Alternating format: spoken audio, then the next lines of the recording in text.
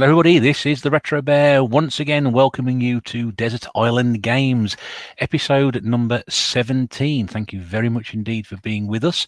Whether you're watching this as it's going up on YouTube or whether you're watching it during the week, as so many people like to tell me how they listen to it as the week goes along. And we've got another great guest for you this week.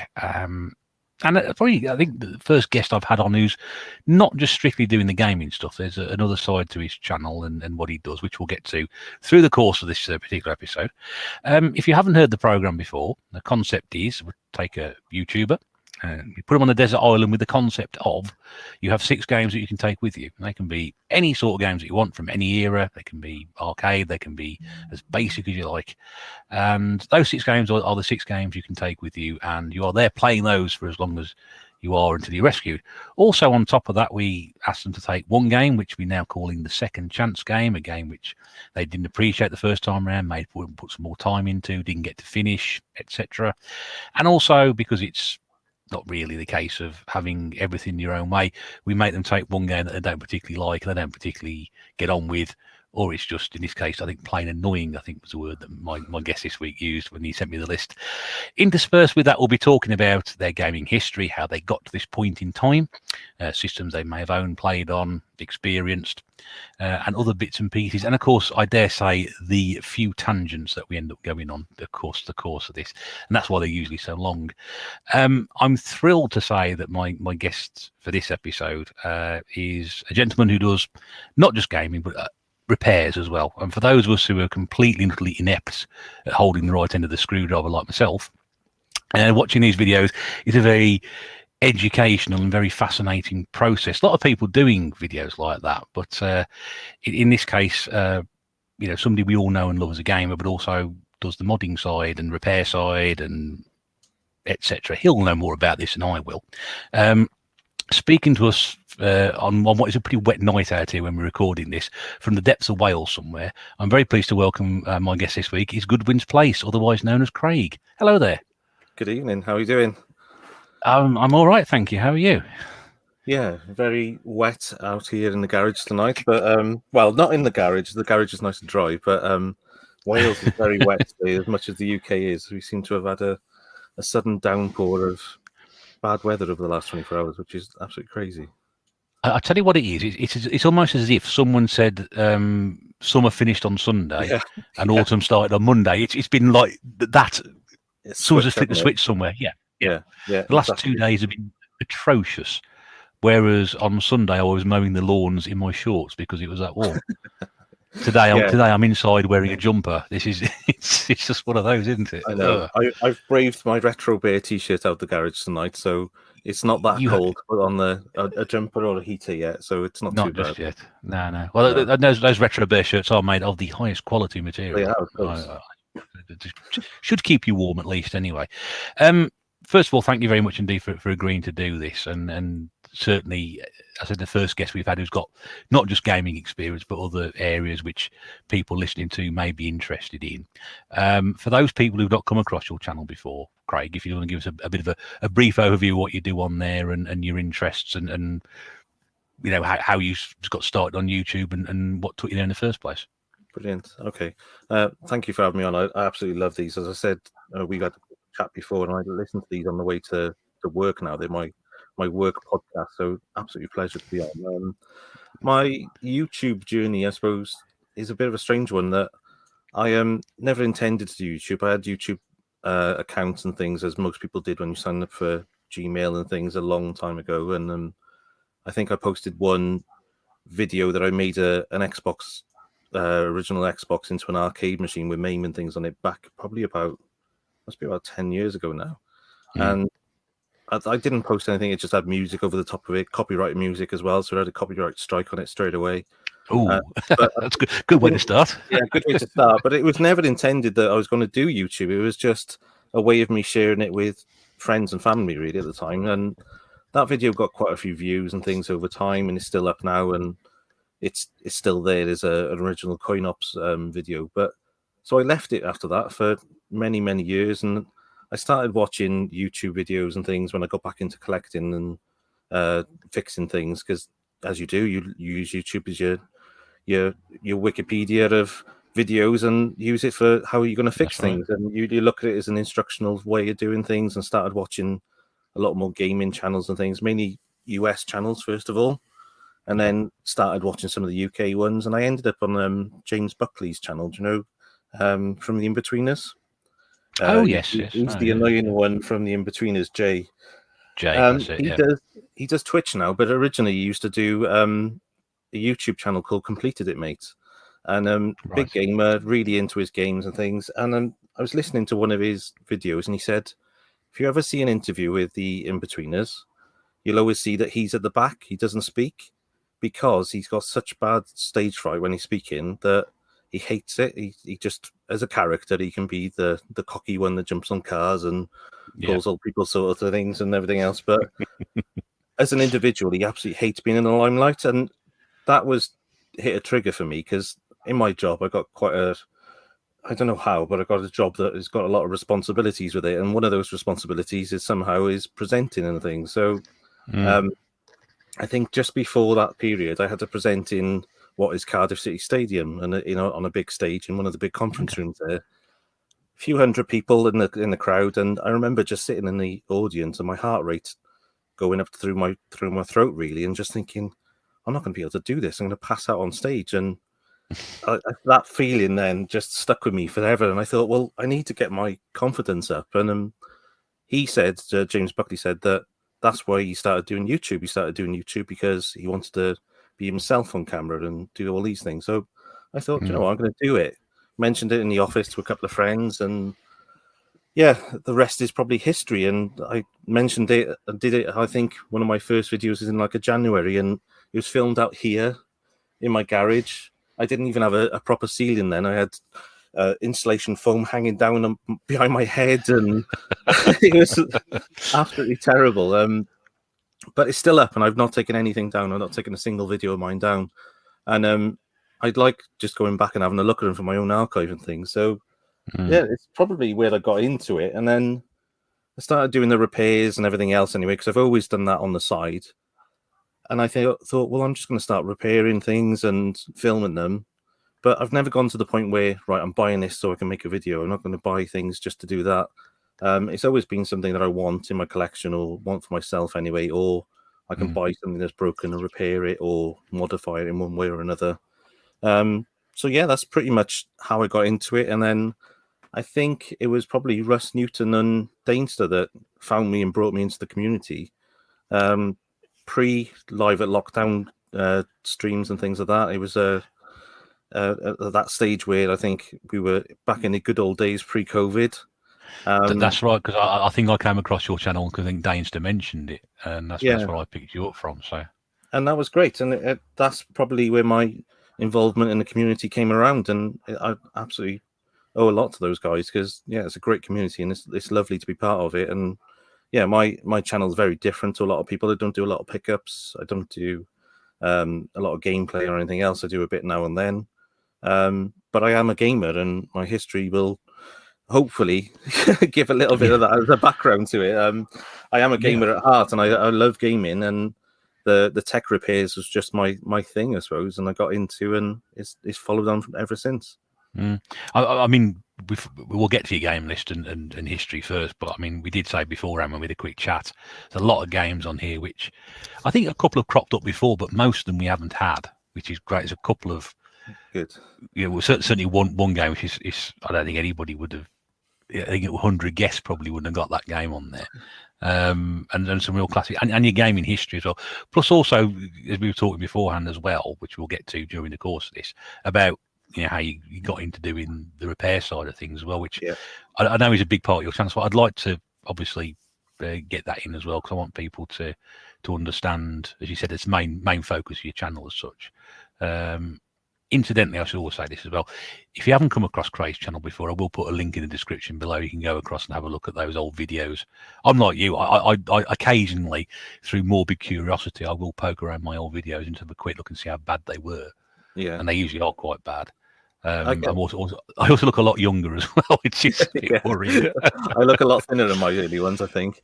I had a comment the other day on one of the earliest videos I put up, and it's one of my most successful videos, which is quite embarrassing, really. And it was around how to take off dried brown tape residue off a Sega Master System box. But obviously, people are finding it from brown tape residue removal or whatever, where it's gone all crusty, and the people have peeled it off afterwards, and it's all stuck on there. Yeah. And that video must be at least 2.5 years old now, if not older than that. And somebody's comment was, "Hate the music." I was like, lovely, but did it help you do what you needed to do? But yeah. Is your box now free of residue? Yes. Yeah, I know. Do you collect Sega Master Systems as well? But I'm assuming that people are using that obviously for. It wasn't ever intended as clickbait, but I'm sure people are using it for all sorts of things. And I've had people comment on there saying that I've saved them their bond deposit on their flat in their student apartment because they managed to use deodorant spray to remove brown tape residue. So there you go. I've given the hook away from my video. Cheap Links deodorant. But it's it's an all-purpose thing, as you said. If that's rented properties, you've got to make sure you leave it in the same state it has. If you go around putting brown tape up everywhere, then you probably saved them a fortune without really knowing it.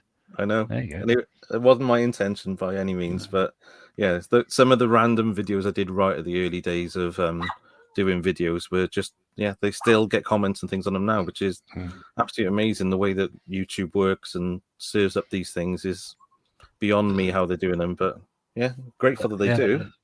Yeah, that's it. I've had exactly the same thing recently. A few of my older videos, for some reason, people leaving comments on there. I always thank people for finding them. I say thanks for commenting on this really old video. I've forgotten it was there. I didn't think it was anything particularly special either, which is something else. But there you go. That is the beauty of YouTube, isn't it?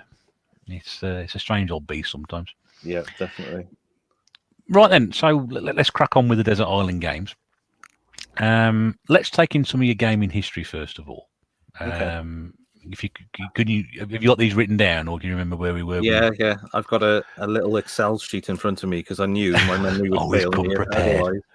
I love it. I love it when people come prepared for it. Yes, I've written them all down, Russ. Yeah, it's all here. I know I'm doing. Yeah. I had to, and I probably missed out things now, even with this. It's I'm trying to get the list in place, but I know I'll miss one or two out.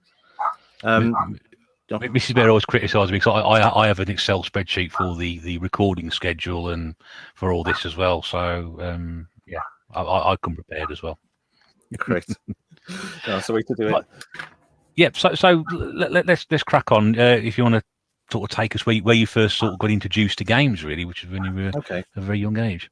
Yeah. So I've listened to quite a few of these, and it's massively surprised me that how many people have said, "Oh, I didn't get into gaming until quite later on." And my family have always had games in there, and I've got an older brother and an older sister. My brother's 7 years older than me, and my sister's 10 years older than me. So I was the mistake child that came a lot later on, and obviously the best mistake my parents have ever had. But their gaming journey started before I was even born, probably. So I've always grown up with systems in the house, and probably some of the compact computers and things in the house were always around when I was little. So I remember them, and I remember playing on them, but not to any kind of ever owning them myself. So I remember there being a Spectrum in the house, Commodore 64. We even had a BBC at one point, and I don't know how and where that came into the family and how long it lasted. I don't think it was there as a long-term fixture. Right.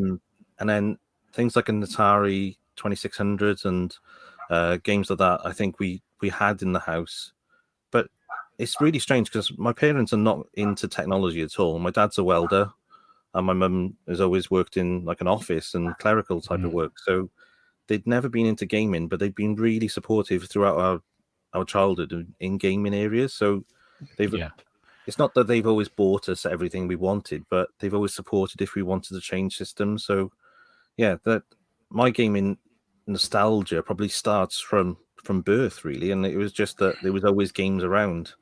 But it wasn't until probably Sega Master System, so I was about 7 years old, 7 years old, 87, I think it was, that I got my first system that I owned for myself. So that was the one that was my game system that I loved. And yeah, I remember I was one of those kids that was shipped off to the grandparents most weekends while mum and dad either had friends over or were going out drinking and things. So it went everywhere with me, and I took it back and forth with my grandparents. I remember my granddad at the time was absolutely amazed with this piece of kit that just plugged into the TV and could play. Because up until then, I think he was a big chess player and things, so he used to teach me how to play chess and everything else. And then all of a sudden, this little blue hedgehog came along with a Sega Master System and other things that I was bringing up there, and probably Alex Kidd and things.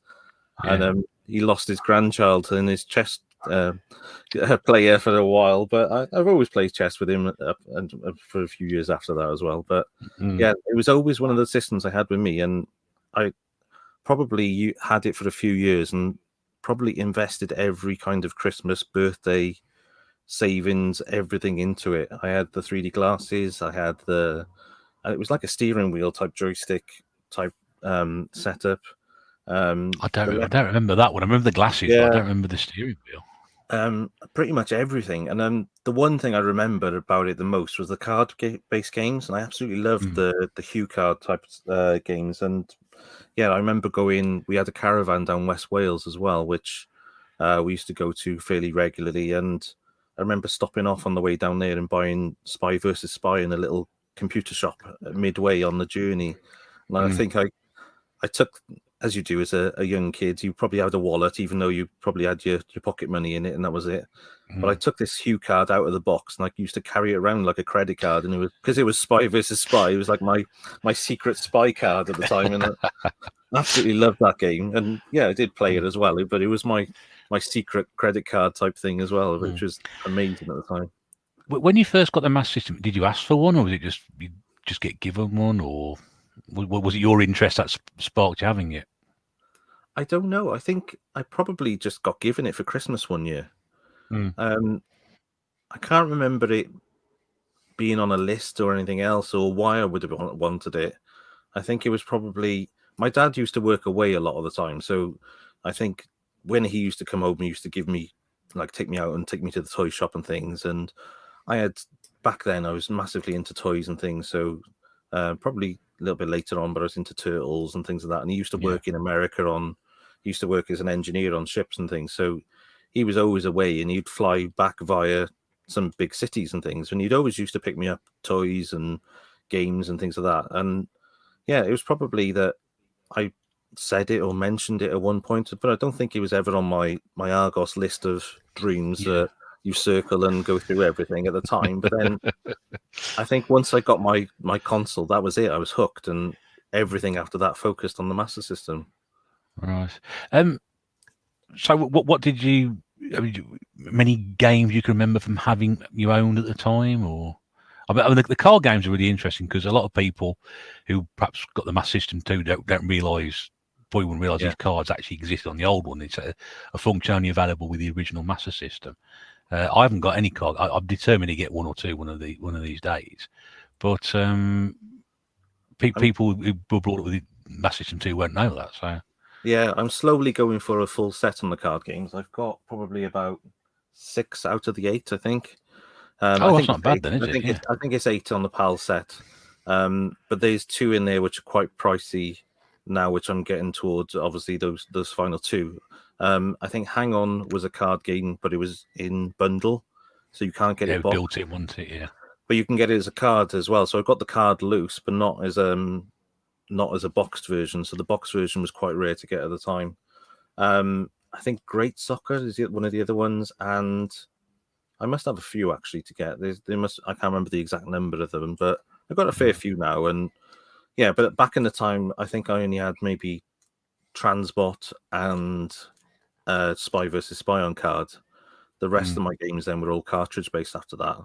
And it lost a little bit for me. I really did like the idea of having a card-based system, and obviously the 3D glasses plugged into that card slot as well. So as soon as the Master System 2 came around, not only have you discounted a load of games, you've discounted an accessory in a load of games as well, because those games you can't really play. There are some hacks and things. I think if you complete certain games, you can get unlocked a 2D version of it rather than a 3D version, and there's probably ways of unlocking them really quickly. But Yeah, so Is I it- pretty much went through all them, and some of the games I loved back then were things like um, Spy versus Spy, Action Fighter, the yeah. Sonic.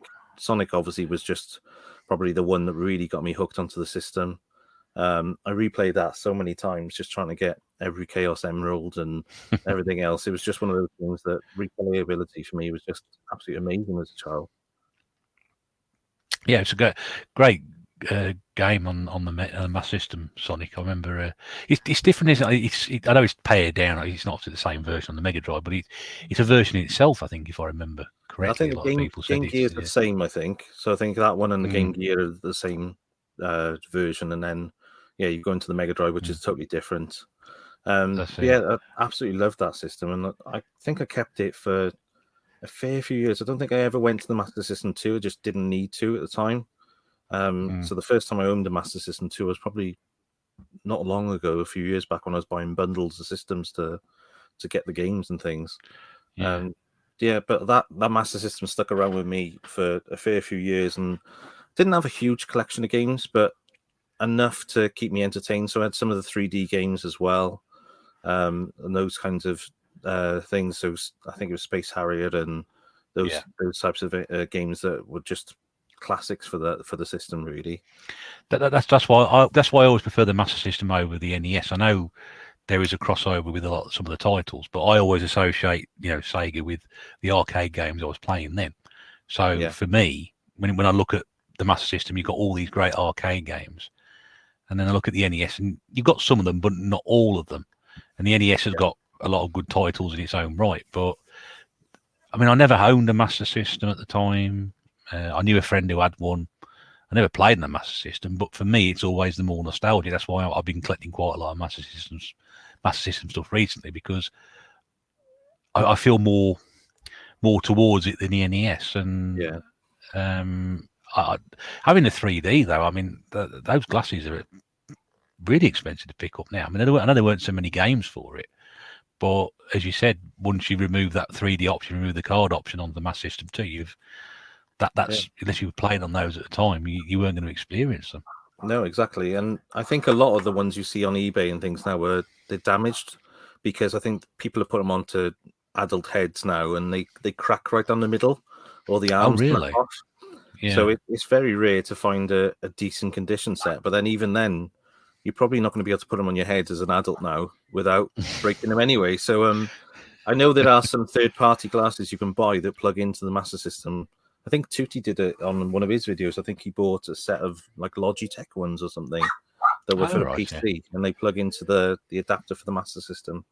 But yeah, it was just a great system. Like I kept it for so long, and then I remember selling it to my dad's friend's son, because the Mega Drive came out a few years later. But in between that, we'll went into the Game Boy Mm. as well. But yeah, it was one of those systems that I think I collected so much for. Whoever had it out after me had a real bargain because my mum and dad probably made me sold the one to buy the next one, and yeah, probably got a really good price on it. And I'd love to have that collection back again now, but no doubt that's been moved on many times since. That's it. And how are you getting on with recollecting Master System stuff at the moment? Yeah, not bad. I've got two pretty decent shelves full. Probably Mm. about I don't know. I haven't really counted them. I think about 50 games, maybe. Oh, okay. Yeah. Yeah. That's not bad. I'm not. I am a collector, but I'm not. I'll only buy things if I want to play it. Mm. Um, so recently we went to Cardiff, myself, Retro Red Steve, and Matt from Metropolis, Yeah. and I bought two games in the shop. I bought Desert Strike for the Master System Yeah. and Speedball 2 because Okay. Yeah. I wanted to play them both. But that shop had enough games in there, and I kind of give myself a budget for that day that I could have probably bought another, I don't know, 5 games if I wanted or whatever I wanted to buy on that day. But I Mm. just didn't. Nothing caught my eye of what I wanted to play, and it was just I'm not buying them for the sake of just putting them on the shelf at the moment. It's just Yeah. for me to have a go on. There's some games that I buy and I think, oh, I've never played this before on the Master System. You put it in and instantly you're taken back and you're like, I did have this. My memory's so bad that my Oh, memory these everyone does days, that. yeah. I've done it so many times where I'm like, no, I've never played that before. And I'm the same with films and things as well, to be honest. But I'll put it in, press play, and I'm like, I know this game. I remember this.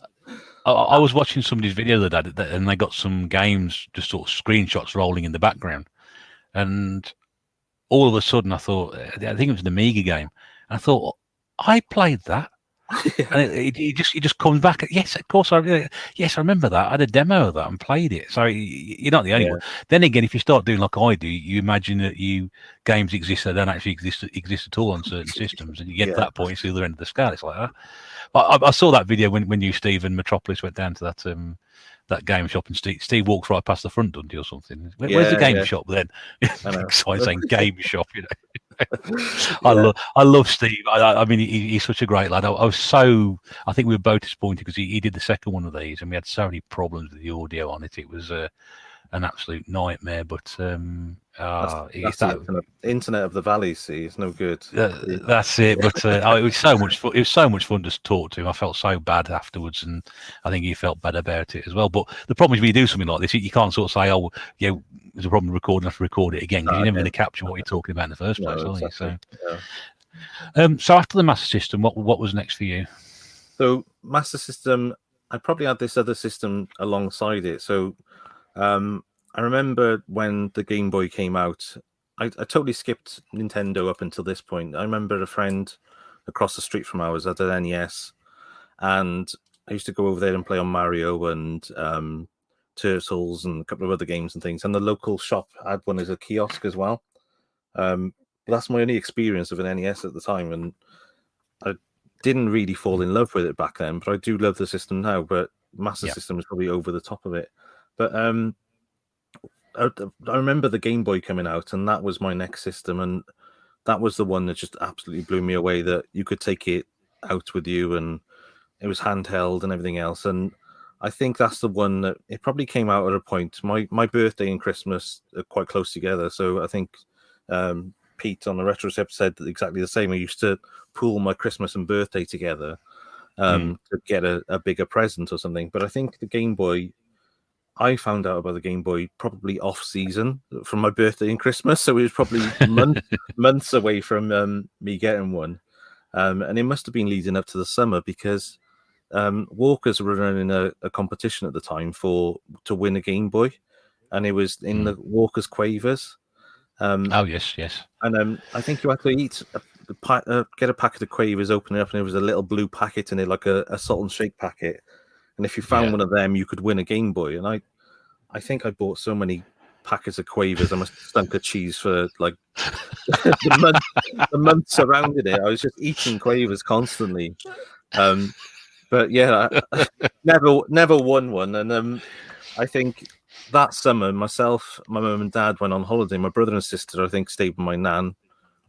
Again, I was the younger child, and for some reason, they took me on holiday, and we went to Lanzarote. And I remember it being a really boring holiday, and I think I just done the head-in for the first couple of days, and they ended up buying me a Game Boy. And I think Rob Gunardino said exactly the same type of thing on your Desert Island Discs, that they bought me a Game Boy and a multi-cart, and that was it for me. That was me done for the rest of the holiday. I probably sat in the corner and kept quiet, and they could go on about their holiday as they wanted to. And yeah, that was the introduction to the Game Boy. And I think that multi-cart, I don't know how many was on there, whether it was like a 32 in one or whether it was more than that at the time. But it had enough games on there to keep me entertained. And I remember it had things like Motocross Maniacs on there and a couple of puzzle games. I've still got the box for my original Game Boy up on the shelf, but I haven't got the Game Boy itself.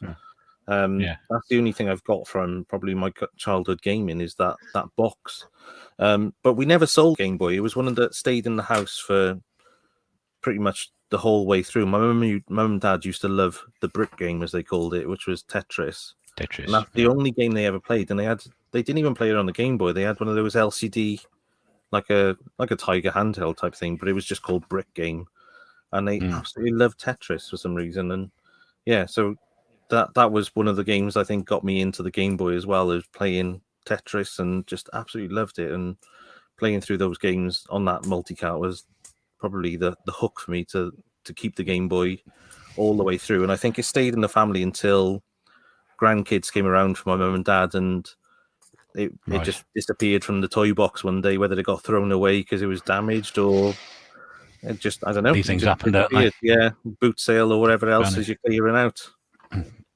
You probably do realise that the amount of quavers you probably ate, you could probably bought a Game Boy. Yeah, definitely. Yeah, it's like, put that money towards at least half a Game Boy anyway. I know. I can think of worse ways of trying to get something. I was probably doing it with my lunch money or something. I don't know how I was doing it, but I would have been in primary school at the time, so I didn't have a disposable income to go and splash cash on quavers and things. So I don't know where it was coming from, but I seriously had a quavers addiction at that point. Yeah, it's one of these things where, if someone says to you, if you eat enough packets of these, or if you buy 100 packets of these, you might find one of these blue squares in there. I'll be doing that. Yeah, wouldn't take me much. 100 packets of crisp. I'll have that quite comfortably. I'll do that. Yeah, never quite found one, but there are rumours, and I'm sure somebody said that somebody in their school had found one, but sadly never for me. It was the Lanzarote holiday that got me my Game Boy, and very grateful for that. It's probably good if it wasn't Wotsits. I think they're slightly stronger cheese flavoured, aren't they? Yeah. Quite quavers are all right, but Wotsits would have been, you'd been turning orange as well. Yeah, permanently orange fingers. Orange.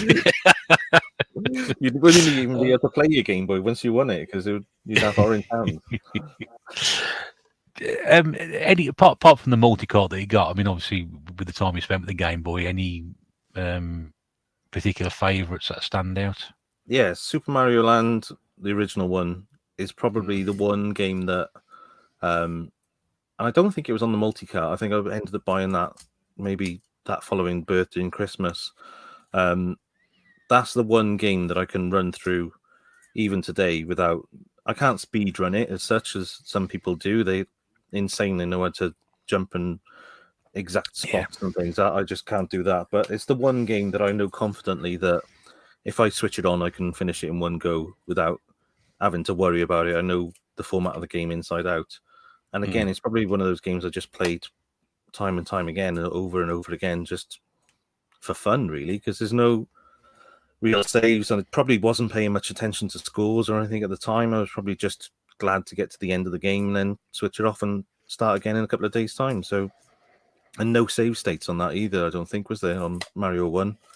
I don't think there was. No, I've sat there and played it for long periods as well. I don't think there is a save game on it. Yeah, and I've done it on my stream. I've done a stream of it before on the Super Nintendo. Put the Super Game Boy in and play through that on a stream, and it's probably one of the only gaming streams I've done in a long time. And yeah, I just love that game. It's one of those ones that I think that I can sit and play over and over again. Other games on there, I think it's called Quirk. It's a puzzle game. I think you're a little alien type creature, and you've got to go and push. They almost look like Tetris blocks, and you've got to push them, and they move around and let you through a path. And I think you've either got to get to the end or push something over a box. And it's just a great puzzler. And that game I spent many hours on as a kid on the Game Boy. Again, I think it was one of those platforms that I was buying games for now and then.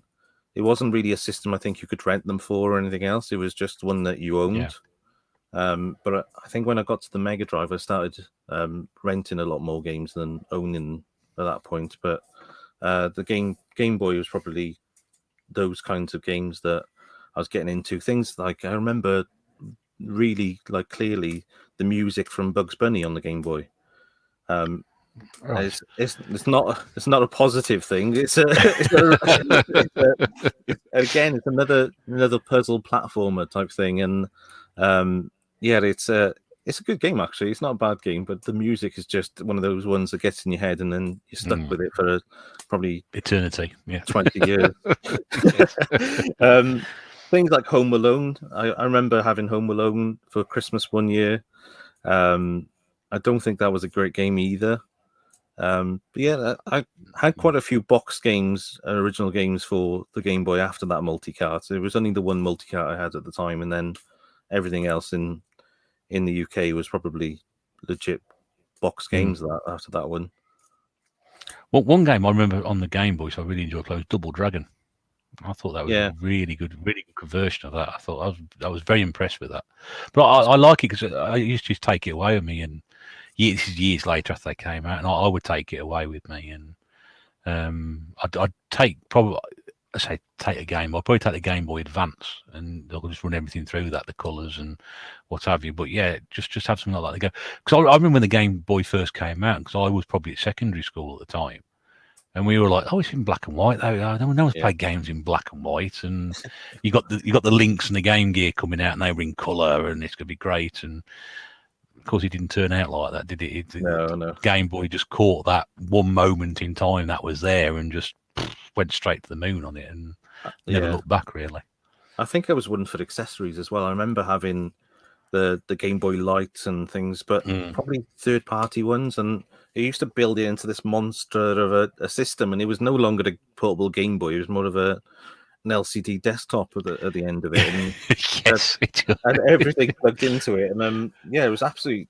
I can't remember the name of it. I would love to see if I can get hold of one again, because it'd be an amazing display piece. But I'm pretty sure I know what you're talking about, because I picked one up at a car boot years ago, and I can't remember what it's called. I know I've got one, and I can't reach. We are on camera, just out of people who listen to this, we are talking to each other on camera. And I can't. I was gonna, if I'd known you were going to talk about that, I'd have tried to find it and pull it out. But I've got one, and it's got like this giant fold out speakers at the side of it, a big screen on it, and I got it for about £1 or £2 from a car boot, and it's just like a giant, great big thing in your hand. And I must show it off one of these days. I think that's what you're talking about. I think that's what it is. Yeah, this was. I can't remember the name of it. It was probably like a Superboy or something, or whatever it was, but it had everything on there. It was speakers. I think the speakers plugged into the headphone jack, and then a light, a magnifying glass, and a joystick. And they're probably terrible to play on, if I'm totally honest. It just destroy the experience. Yeah, I just loved accessories and things for game systems back then, and that was the one that I think I would love to buy back. I'll have to find the name of it and start having a look on eBay and things, but no doubt they're fairly pricey these days. Yeah. If I find it, I'll try and send you a photograph if I can find definitely. it. That'd be great. New things around it. But okay, so we'll move away from your gaming history at the moment. Let's try and tackle some of the games on your list, because one's quite relevant to what we've just been talking about, and then another one's quite relevant to what we're going to be talking about. So it's a good time to sort of step away from that. So we're starting now the 6 games that are on your list to take to a desert island. Okay. And the first one we've already mentioned in a bit of passing, but if you'd like to elaborate on that one a bit more. Yeah. So I did touch on it quite a bit actually.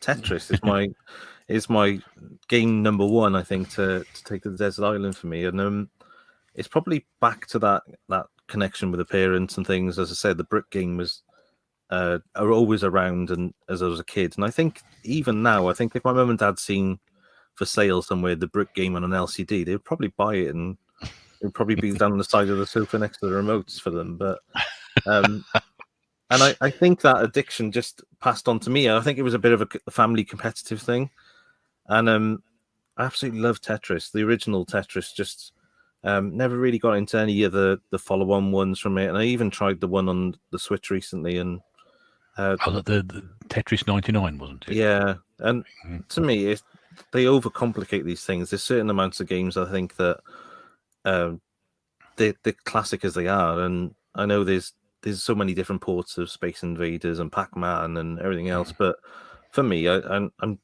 probably too nostalgic with the original to even go away from that original model. And the original Tetris, I think, is just one of those games. If I was on a desert island, yes, it's difficult, and you can arrange the difficulty and things, how you start off and everything else. But I think with scoring on it, I'd probably get into trying to beat my own high scores and just going through it and trying to complete the game and get through it. I don't think I've ever finished Tetris. I've never come close to it. No, I think I've seen. No, I'm trying to think whether I have or not, but I've seen it finished because there's fireworks and things at the end, I believe. Yeah, that's right. Yeah. but I don't think I've ever finished it myself, and I don't know whether that's a really bad thing to admit for somebody that's put you on this game of 6 games to pick. But I I don't think think it's one so. of those. No, again, if you get so much enjoyment out of playing it and you haven't finished it, then obviously it can still be on there, and I would agree with that. I mean, I think when Al was on here, a lot of the games he was talking about, he hadn't finished. He just loved playing them. So Yeah, exactly, and I think that's what it is for Tetris for me, is that it's replayability, and it's just one of those games that I don't think I'd get bored of playing over and over again. I could probably put it in the Game Boy now and play it for a good few hours without having to worry about having to put another game in. I do really enjoy playing it, and I think it's definitely one of my 6 that I think I'll keep going back to. yeah, It's almost like a bit of a brain trainer as well, isn't it? I'll tell you what's strange, Craig, is that you very, very rarely hear people say, "I don't like Tetris." No, I no. don't come across people saying that. I know some people will say, "Oh, it's yeah, I can play it for a bit, but that's about it." But no one sort of says, "Oh, it's a terrible game." I mean, it's Yeah. so simplistic and so basic. And I remember when I first sort of thought, "Well, that can't be very interesting." But as soon as you start playing it, Yeah. that's There's it. games. You're hooked. It's strange because similar games in that kind of genre, I would class things like Columns. Never really got on with Columns. Never one game that I would play for more than a couple of goes on the Game Gear, and that was it. Dr. Mario on the Game Boy. Oh yes, yeah. I couldn't get on with that either. Never really got on with it. Never really got into that kind of model of it, and yeah, and I suppose those two are probably closer to the your modern day Candy Crushes and things that people absolutely love compared to Tetris, which is more of a Yeah. straightforward puzzler, isn't it? Yeah, because you got Doctor Robotnik's as well, which I Yeah, think is quite good. I think it's is it Poyu Pop Fever as well. That rings a bell. yeah, Which I think is on the yeah, PlayStation. That's all very similar. Again, that's quite easy to get in. I tried that. I thought I hadn't played that. I put it on one night, and 3 hours later, it's still there. yeah. But I do like puzzle games, so Yeah. they do drag me in. But Tetris, when I first, I'll see what was fussing about, and then all of a sudden, you're lost, and Yeah. yeah, There's still people it's competing with it these days as well. It's like it's still a competitive game that people still compete in tournaments with. So I think it's the Nintendo version they do it on, the NES version. But a friend of mine, her boyfriend or partner was looking to get into competing at a not a professional level, but a competitive level, and he's really into Tetris, and that was his thing. He wants to get into the NES version and record his gameplay and submit it for competitions, then possibly do physical ones as well. But yeah, I'm not that kind of level of gamer. I love Tetris, but as I said, I don't think I've ever completed it. I might have back in the day, but it doesn't ring a bell. Like, I've seen the ending, whether that was me finishing it or me wishing I finished it, I don't know. Yeah, but and of course, the fact it was a packing game as well, wasn't it? It was. Yeah. I mean, what a game to get with a system. It's I there actually haven't been don't too think many of those. of mine. I think my Game Boy didn't come with a game other than that multi-card. I think from recent knowledge on this, I think I'm going back to the retro gamer quiz a couple of weeks ago. I think when the Game Boy came out, I think it was you could buy it on its own, or you could buy it for a bit more with I think Tetris packed into it. Right. Okay. But I mean Yeah, to give that game away free, it's like wow. Mine was a standard Game Boy with no games with it, and then you had to buy whatever game you wanted on top of it. So pretty useless without a game. Yeah. And I wonder how many kids woke up on Christmas morning that year with a Game Boy and no games to play on. But luckily, I was on holiday at the time, and we managed to buy a bit of a bundle at the time. So yeah, it's still one of those games I think I could keep going back to, and yeah, I don't think I'd be disappointed with it on a desert island as long as I had a decent quality Game Boy to play it on. With plenty of batteries. As you know from my channel, my love for modded Game Boys is probably one of the things that I absolutely love, and to play Tetris on an IPS screen seems a bit of a waste, but it looks lovely. It looks you can see the detail in the blocks and everything, and it makes it such a much more enjoyable game. I do love the modded Game Boys and things, and yeah, I've gone for this. I call it my boy band collection, where I've got a couple of modded Game Boys in the house, and they're all white with white glass lenses and white buttons and everything else.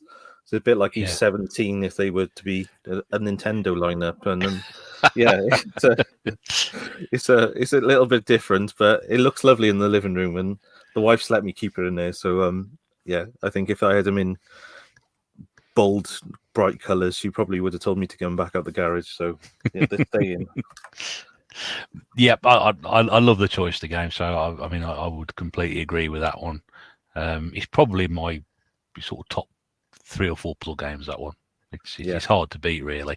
I agree with you. I don't like some of the when they try and update it and the ad tart it up a bit, and it's got to be the basic original version to get the best out of it. I think, really. I'm not saying that there aren't better versions, or well done versions of it, but for me, if you're going to play it, you're going to play it on the original system with the original look, I think. There's only one other version I played, and I played quite a lot, and it's when I started dating my now his wife of nearly 20 years. I met her in a bar, and she was working behind the bar at the time in a not even a nice bar. I shouldn't admit this, to be honest, but it's a local snooker hall. But they got downstairs. They had a bar and a usual place with the dance floor and everything else. But I was just going down there with mates at the time, and they had a Tetris fruit machine that you put in a pound, and the higher score you got, you won money. You won like different amounts of money, and you could gamble it and get a payout at the end of it. And I regularly went down to that bar when we started dating, and I wouldn't pay for drinks all night. I'd probably take a fiver with me to put into the Tetris fruit machine, and probably leave with £10. So I'd go out with £5 or whatever to put in the fruit machine. Obviously, I'd more money if I would be going out afterwards and things, but such a cheap date because I'd come out with more money than I ever went in with most of the time. And yeah, and I used to get free drinks off my wife because she was working behind the bar, and yeah, brilliant. Sounds right to me. Yeah. I don't think too many people complain about that either. That's all right, isn't it? Yeah. Right. So moving on from Tetris, and this game sort of leads on to the next part of your gaming history, which we're going to talk about. And we've mentioned this franchise again briefly, but your second game of choice, which I think has cropped up a couple of times already, but let's hear what you've got to say about it. Yeah, I feel a little bit guilty because some of these games, I'm looking through them now. Some of them are very mainstream games, and but the reason behind it is that they're probably I was a heavy player of those games at the time, and they're the most nostalgic ones for me. My second game is Sonic 2 on the Mega Drive, and to me, I don't think I could survive the rest of my life without having a Sonic game to play on. So I had to take a version of Sonic with me, and it was close between the original Master System version, the Mega Drive original Sonic 1, but I think Sonic 2 has got that little added dimension to it where it stepped up a notch. Before going into that whole Sonic 3, Sonic and Knuckles type of era, where I think got a little bit more further away from the simplicity of it. And it is a simple game. That's right. Some people absolutely hate it for that, but it's that's one of the reasons I love it, is that it's a simple game. You plug it in. Generally, as long as you keep moving towards the right of the screen, you're going to get to the end of the level, and then it's not they are challenging. It's not a simple easy run every single time, but it's just one of those games I love playing on, and it's one that I'll easily pick off the shelf now and stick in the console and play on for the next hour or two and really enjoy doing it. Or if you're in the house, because I've got a couple of the mini consoles, if I plug the Mega Drive Mini in, that'll probably be one of my first go-to games on it, and absolutely love playing it. I'm actually going through it in the house at the moment, and this is a really terrible admission. It's all coming out now. It's like confession. I'm saving because obviously you've got save states on the Mega Drive Mini, so I'm saving my position after I get each Chaos Emerald, because those bonus levels on Sonic 2 are just brutal, and the half pipe one where you've got to collect all the coins and progress to different stages. Yeah. unless you know the pattern, which I probably did as a child, I just can't do it anymore. And yeah, I'm cheating a little bit by using save states to make sure when I've got a Chaos Emerald, I'm saving it and using that as my base to carry on my game the next time around. I think this is on Martin, that UK Gamers list as well. Yeah. And I mean, I remember the first time I saw Sonic 2. A friend of mine lent me I think it was a Mean Machines promo video that came with the magazine.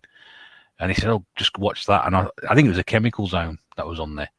And Yeah. you just hear the music going, and you see that. I think, wow. And because I had an Amiga at the time, I thought, the Amiga can't do anything like this. Yeah. This is just fun, you know. Because when I first met Sonic, it's like, okay, it's Hedgehog and platform games weren't really my thing. But as soon as I saw this one, I was like, wow, this has moved the goalpost. This is how platforming games should be. Yeah. And I was just blown away by it. I loved it. I really got into Sonic 2, and I think it was the one. I think when going from Master System to Mega Drive was a bit of a jump from technology point of view, and I loved going on to Sonic on that with it.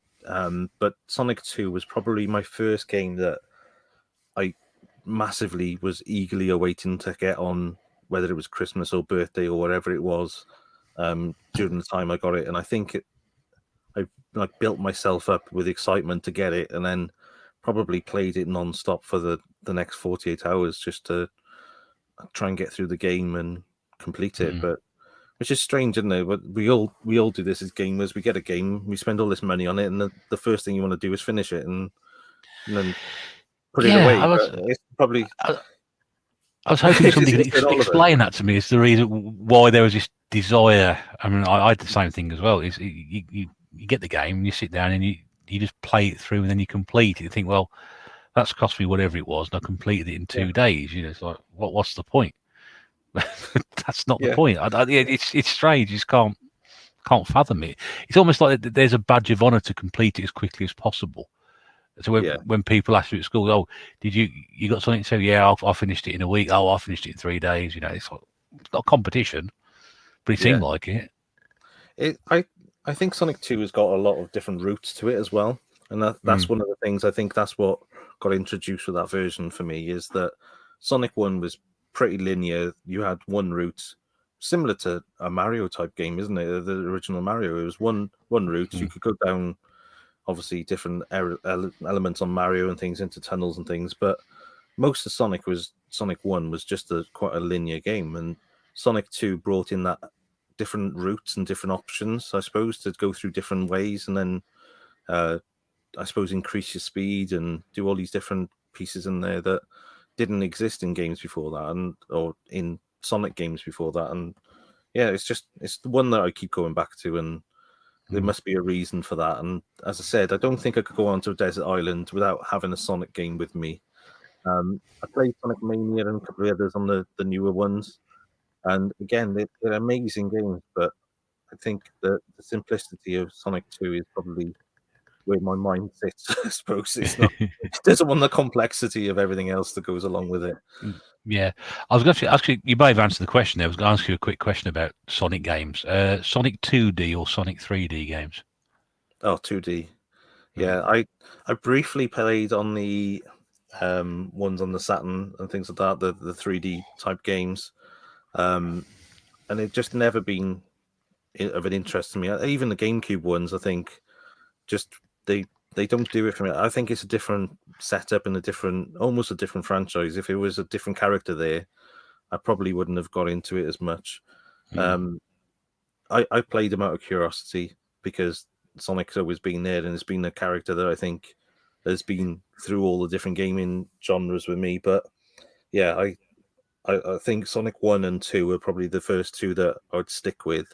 When you get into Sonic 3 and Sonic and Knuckles and things like that, they were good, and I did have them back in the day. But I think almost not my love of it failed off after that when they started getting a bit more fancy. But I think it was probably just my age as well. I was getting into different things at that age, and the nostalgia for 1 and 2 just always sticks with me. Yeah, that's fair enough. Good answer for that one. And I'm much first. I think Sonic's got to be 2D for me as well. every 3D game. Some of them have been terrible. Some of them haven't been so bad. And I think when Generations came out, I've said this before, the mixture of 2D and 3D on that worked quite well. There are some good Sonic 3D games, but they're pretty terrible. And I would certainly stick with it. I've probably not played most of the modern ones, if I'm totally honest. I've skipped a lot of the ones that came out in between those genres. I didn't really have a Saturn or a Dreamcast growing up at all, so I skipped all of those kinds of era of gaming, of anything to do with Sonic, and then probably got back into it a little bit later on with family and friends when we were playing on Olympic Games, Sonic and Mario Olympic Games and things, and that's probably where I picked up Sonic again later on. But 1 and 2 always stuck with me all the way through that. Cool. Yeah, that's good. That's another good choice there. I'm happy to agree with you on that one. 2 for 2. That's pretty good. That's a good start. Right, let's jump back to your gaming history, because we are reading. You mentioned Sonic 2 was on the Mega Drive, and that leads us quite nicely into your next system. Yeah. So, as I said, I built up quite a decent Master System collection. It wasn't huge, but by any means, I wasn't one of these kids that had every single game, and I probably did sell games to buy other games at the time as well. And we always had that kind of mentality in our house that if you finish with one system, you sell it on, and we use the money to fund the next one. And I think that's where I went from Master System to Mega Drive. Quite early on in Mega Drive coming out, because I remember just being absolutely mesmerized by Sonic at the time on when it came out, and wanting that system through and through. And the Mega Drive was a system again that sat around with me for a long time. Again, went into the accessories route. I think it's always been about hardware for me for a lot of the gaming side of things. But I went through a lot of the gaming accessories for the Mega Drive. I remember the one Christmas having the Menacer for Christmas. Light gun, yeah. Yeah, I've got a box one up here now, and that's one of my early videos actually on YouTube, is fixing a Sega Menacer that I bought off eBay. And I bought the Sega. Well, I had the Sega Menacer for Christmas, I think it was, one year, and a couple of months before, I had my bedroom decorated in Coca-Cola red. So it was Coca-Cola wallpaper. For some reason, at that time, there was a big trend around Coca-Cola, and they had the dancing cans that you could buy in. Yes, Like the flowers, but a can. And I remember the one. Yeah, Coca-Cola hi-fi systems, and everything was Coca-Cola branded for a while. And I had my bedroom decorated in Coca-Cola, which was probably disgusting, but it was bright red. And at least it wasn't Quavers. That's yeah, it certainly wasn't Quavers. I got off of them by now, and I was on to Coca-Cola for some reason at this point. It would have been Mars bars if they'd done wallpaper. I would have had a Mars bars wallpaper. That would have been way up on the list for me. So I had this bedroom decorated out, and probably loved it at the time. It was probably the thing I asked for, and had the Menacer for Christmas. And I just couldn't get it to work. And it was probably at that point I had my own TV in my own bedroom, and probably one of the first times I had a TV in my bedroom. And this Menacer just wouldn't work. And I remember there was like a multi-cart that came with it, with like Toe Jam and Earl type games and things like that on there. And it just wouldn't aim, it wouldn't shoot. And the reason was it works on infrared, and the red wallpaper was clashing with the light gun. Oh, right. Okay. Yeah. I'm with you. So it just wouldn't work in my bedroom. So every time I wanted to play on the Menacer, I had to disconnect my Mega Drive, take it down to the living room, connect it up to the TV down there, disturb all my family from watching TV, play on my Menacer, and then disconnect it and put it back away again. So I think I only ever had the inbuilt game, or the game in package with it. I don't think I bought another light gun game for it, because I just totally lost heart with taking it downstairs every time until we redecorated the bedroom. Were there many games that came out for the Menacer? I can't think off the top of my head. There must have been some kind of Operation Wolf and think those types of games must have come out. As you said earlier, the Sega consoles were pretty good at having arcade ports at the time. There was a Lethal Enforcers, wasn't there? But I think it was Mega CD, and I don't know whether that used the same light gun and things for it. Was that later? Lethal Enforcers was now. I'm trying to remember that. Was I that could on be the totally wrong. Yeah, I'm sure that was that on the SNES. I'm not sure. I'm sure it was on the. I'm sure there was a Mega CD version as well. Remember the arcade version of it. Yeah, the Different arcade version. Yeah, it was one of the early light guns games I played in the arcade, I think. And yeah, I'm sure there was a couple of games for the Mega Drive and Mega CD that were light gun games, but I think I just gave up on it after. I think the SNES was similar, wasn't it? It didn't, even though you had the Super Scope. I think the amount of games that came out after for it just wasn't worth the benefit of buying it. And I think games companies are guilty of it all the way through, even to modern era now. So, in the house, I got a really nice Nintendo Entertainment System with the robot and everything in there. And it's a really, I don't know how this person kept it so mint. It's in mint condition. It's probably nicer than it would have been bought in Toys R Us if I bought it and put it in my car and probably dented it on the way in. It's still in really mint condition. I don't bring it out here. It's on top of a cupboard in the kitchen. And that again, another amazing accessory, the robot that just didn't really have the games for it. It didn't really need anything more than Gyromite, and probably that's about it. I think it was two altogether. Yeah. For it. We've been to the Birmingham gaming market recently. Somebody had one of those for sale, just a robot on its own. 150 quid he wanted for that.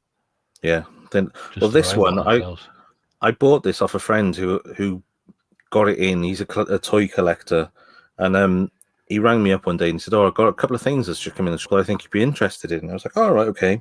Went down there and I got this box. There's no console in there, but I've got multiple NES consoles. But everything else, all the plastic bags, even the Robot, has still got the cardboard that goes over the top of the spinners. And I've never set it up. I've never tested it or set it up. I need to. I'll probably do a video on it one day because I'd love to see it up and running and things. But I've never bothered taking it out of the box because it's in such good condition. But even it's got little cardboards on there that says something like "Please remove on first use" and things like that. So I think it has been used, but they've put it back as it was. So it's in really good condition, and I think that that box set, if it's complete, is worth about £300 and something. It's a really nice looking condition system. So yeah, I kind of feel guilty having it in my collection. I would probably be happy with a standard NES boxed one console, because I never owned it as a child. I was never a NES kid. I didn't have it, so that's same here. It's sat up on my shelf and in the house, and it's lovely to look at, but I've got no real nostalgia for it. So you never know. It might be one of the things I move on in the future just to fund something else or do something else with. Yeah, they'll have a few offers for that, I expect. Yeah, put them in the comments down below. Yes, that's it. Anybody interested? Yeah, just we'll put you in touch. But I'm going to use this as my swap shop now. I'm going to literally just start selling my items as we're going through. So yeah, the Mega Drive. I mean, great system for yourself, do you think? Or yeah, it was the one I think I got into the most for variation of games. And again, I didn't own a massive collection because I lived in the town centre at the time, and right down the bottom of my street was it probably wasn't even Blockbusters at the time. It was before Blockbusters. I can't remember what the name of it was. A bright yellow brand of video rental shop. But it was pre-Blockbusters taking over, and they rented out games. And then when Blockbusters took over, they rented out the games as well. And I remember going down there on a weekend, Friday evening probably, renting games. And that's how I played a lot of my games as a child. I'd rent them, play them for the weekend, and then take them back on a Monday. My mum and dad probably loved it because I didn't play it all week then, and I had to do schoolwork and things like that. But the weekend was my time, and it probably made me a little bit antisocial. But actually, I had a few friends who were really into Mega Drive at the time. So where I lived, they didn't go to school with me, but two of my local friends down the bottom of the street and the next street over, they both had Mega Drives as well. So I think we shared a lot of games between us, or if we had a similar game like NHL, I can't remember which year it was, 92, 93. It was the Yeah. one that had the fighting in it, because I always remember they took the fighting out of one of them, and we all boycotted that one because we didn't I want think that. 93 and 94 had the fighting in it. So I had, Okay. I think it was 94 I had. Okay, so we had one of them, and my mate Aiden used to just thrash me on it constantly. I just couldn't compete with him at all, but I loved the game still, and it's one of those games that I think I would go back and play quite a lot on the Mega Drive. And yeah, so a lot of it was through the rental of system, and yeah, it's probably saved me, but also cost me a lot of money, because I think you're obviously you're renting every week. I don't know how much it was at the time to rent a game, but I had a massive variety of games on hand all the time, and some of them were terrible. You pick them just based on the box art when they come out, and it was a new game on the shelf, and you'd like really want to test that. And I think, is it Corporation, where it's got like a big green monster on it? And yes, that's right. Yeah. awful game. I haven't even bought it back. I haven't even bought it back into my collection, but I will do at some point because I remember it being so bad. But I remember renting it, and then some games you'd rent and you just play it for like 10 minutes and be like, oh, there we go, there's my weekend gone, because you've got this really rubbish game that you just rented, and your mum and dad's not going to take you back and get you another one. You're stuck with that selection now. That's right. Yeah, so yeah, there was loads of games like that we rented and played through, and yeah, absolutely loved the Mega Drive for that reason, I suppose. And not long after that, I think I went into the accessory route and bought the Mega CD. This is all Mega Drive 1, really. That's interesting, because I mean, I have a friend. My friend had a Master System. He had a Mega CD as well. Only person I've ever known with one ever. And he used to talk quite highly of it, but he didn't have a lot of games for it, I don't think. And I've asked this question before of somebody. I said, do you think the technology that was there at the time wasn't quite as good as I thought it was? Yeah, definitely. I didn't have many games for it. I remember having, was Microcosm on the Mega CD? I should have done my research on this and brought up a list with each of them up. But there was a few. I remember Night Trap on there, Sonic on there as well, and a few of those games. Final Fight I absolutely loved, and again bought all these games and owned them for a fair few years, and then moved them on later on, and it's just, they never stuck with me for any long period of time. And I think the Mega CD was, I think you're right, it was a bit of a novelty system.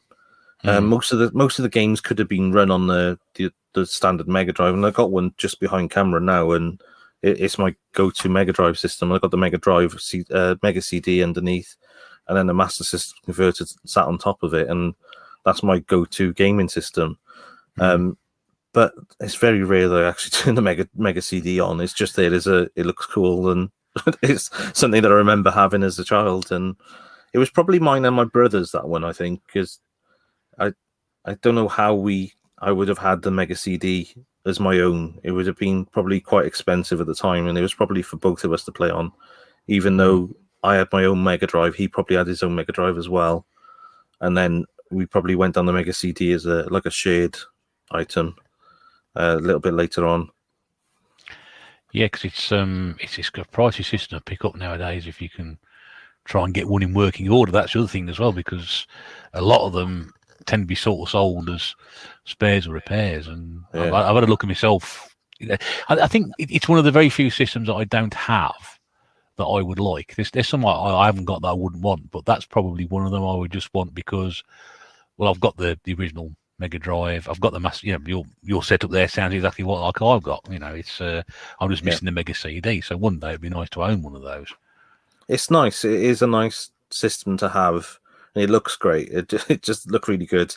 Touch wood. Even though I probably enjoy taking it apart, I've never had to do anything to this Mega CD, and it's worked flawlessly since I've had it. And I probably had it about 2-3 years now, and it's been absolutely great all the way through. So I don't play it often, but when I do plug it in and play it, it doesn't ever skip a beat, and it loads the games, and off we go. Yeah, it's one of those. I don't know. Never caught on. I think probably it was either before its time or and then what wasn't quite as powerful as they thought it was to run in to go to the next generation, and it took them a while to get there, I think. But yeah, it seems it's not an expensive add-on. It's what started with the Mega Drive. You start bolting things onto it. Yeah, You got the Mega CD, and you got the Master System Converter, then you got the 32X, and I see. I never touched the 32X. I've never owned one, even to today, because, well, I didn't. I was probably out of the Mega Drive by that point when that came out, because that was quite late into its lifespan, and I've never gone back to it because I've heard bad things about it. It's not the greatest of systems anyway, and they're super pricey. They're so expensive that I never thought, well, do you know what? I'm going to get one, just to have a play on it, because of the price on the system itself and then the games on top of it just never interested me. I think at the time, did virtual racing come out on both? yeah, there's a Mega Drive version and there's a 32X version. Yeah, I think I had the Mega Drive version, and that was it for me. That was enough, and I didn't need to go any further than that. There's a copy of Afterburner on a 32X in my local CEX at the moment. £140. See, I wouldn't pay that much for any game. No. It's absolutely insane. And I've never known anybody own one. I've never seen one in the flesh. My friend's got one in his. My barber is a good mate of mine. We've known each other for a long time, and he's got a retro gaming barber shop.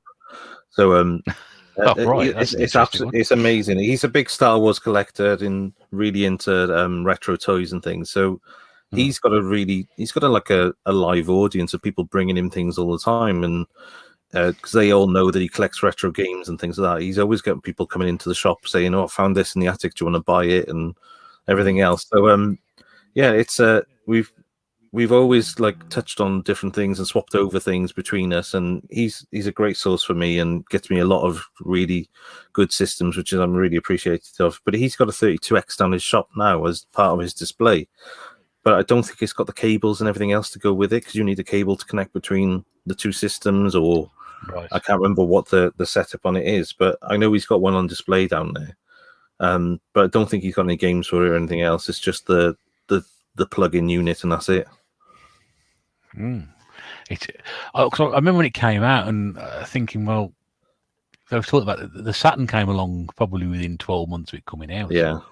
And I think whether the 32X damaged the Saturn in a way, I don't know, or whether it was, because I think when it came out, a lot of people didn't like it. They said, "Oh, this is not the next generation, so we're going to wait for the Saturn to come out in how long it was after that." And if you play, I've played some of the games. I've played the Star Wars game, which is out for it on emulation. I played the virtual racing game for it. There was a massive amount of difference between what the Mega Drive could have done and that one, and maybe a little bit more powerful, but there's not a huge difference. It's like now when we've had discussions previously with people about PlayStation 4 and PlayStation 5. Yeah, there isn't a massive amount of difference between the two. Yeah, whereas Master System to Mega Drive was that big jump, I think, and you had that differentiation of the gaming quality and everything else to it. Then I think Mega CD didn't really have that massive change, and then 32X just didn't really advance it either. I don't think even from Mega Drive to 32X there was a Mega CD in the middle. There wasn't enough to justify it. So I agree. It just seems they were scrabbling for ideas to keep relevant at the time, and they just thought more power meant more people would buy it. That was one of Sega's biggest selling points, wasn't it? They were selling it on the power and the speed of the processing, That's right. which was a great selling point for them, and it worked for a lot of people. But those two accessories just seemed to be a bit of a failure for me. But I'm sure they work for others. I agree. I mean, in all honesty, the Master System Converter is a far better add-on for it. I love the fact you can play Master System games on it. It's just great. The fact you have to put a giant piece of plastic in the top of it to do so is by the by. But and you can play the card games on it. Yeah, it's got the car slot on it, and Yeah. the fact these things are backwards. We talk about backwards compatibility now. Yeah. That was how it was then. You had to buy something to stick in the top of it. Yeah. Like you mentioned the Super Game Boy earlier. To play the Game Boy games and the Super Nintendo, Yeah.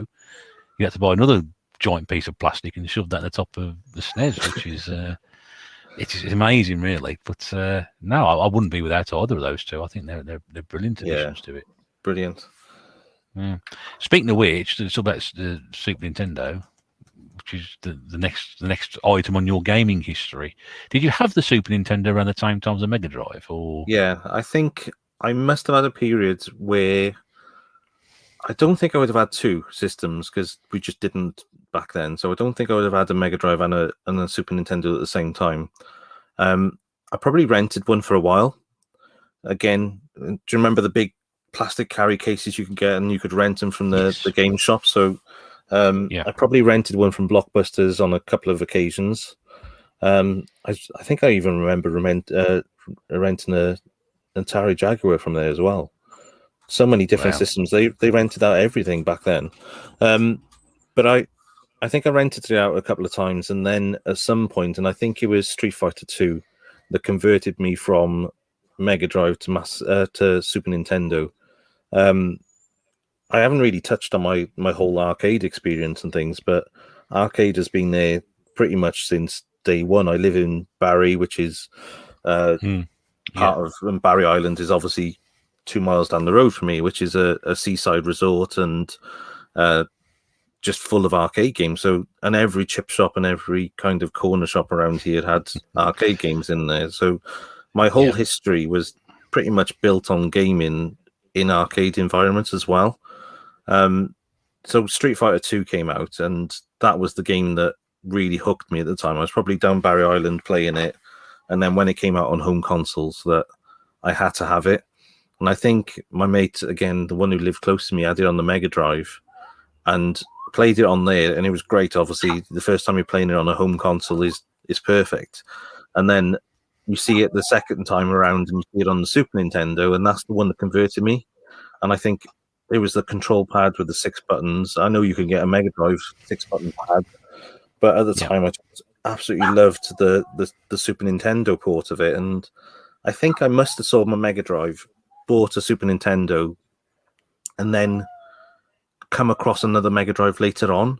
And that's when I probably had 2 consoles at the same time, because they were probably getting to that point where they were getting out of their lifespan and everything else, and probably came across it then. Right. And having an older brother around as well probably helped me have a bit of variation in the house to play different things. But yeah, I had a Super Nintendo for a good few years, and there's quite a few games that stand out for me on there. And again, there was a local shop to us called Dad Evans, which is like a department store.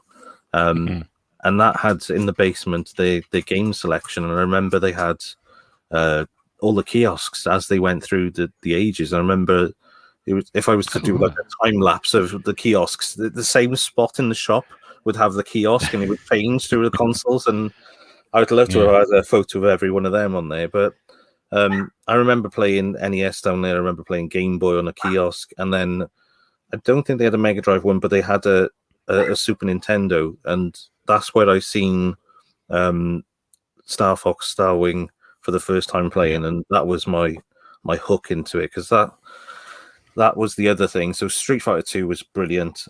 That was the hook from the arcade to home, and then I think Star Fox, when I seen that playing, just blew me away. I thought that kind of processing and graphics quality on a home system was just amazing.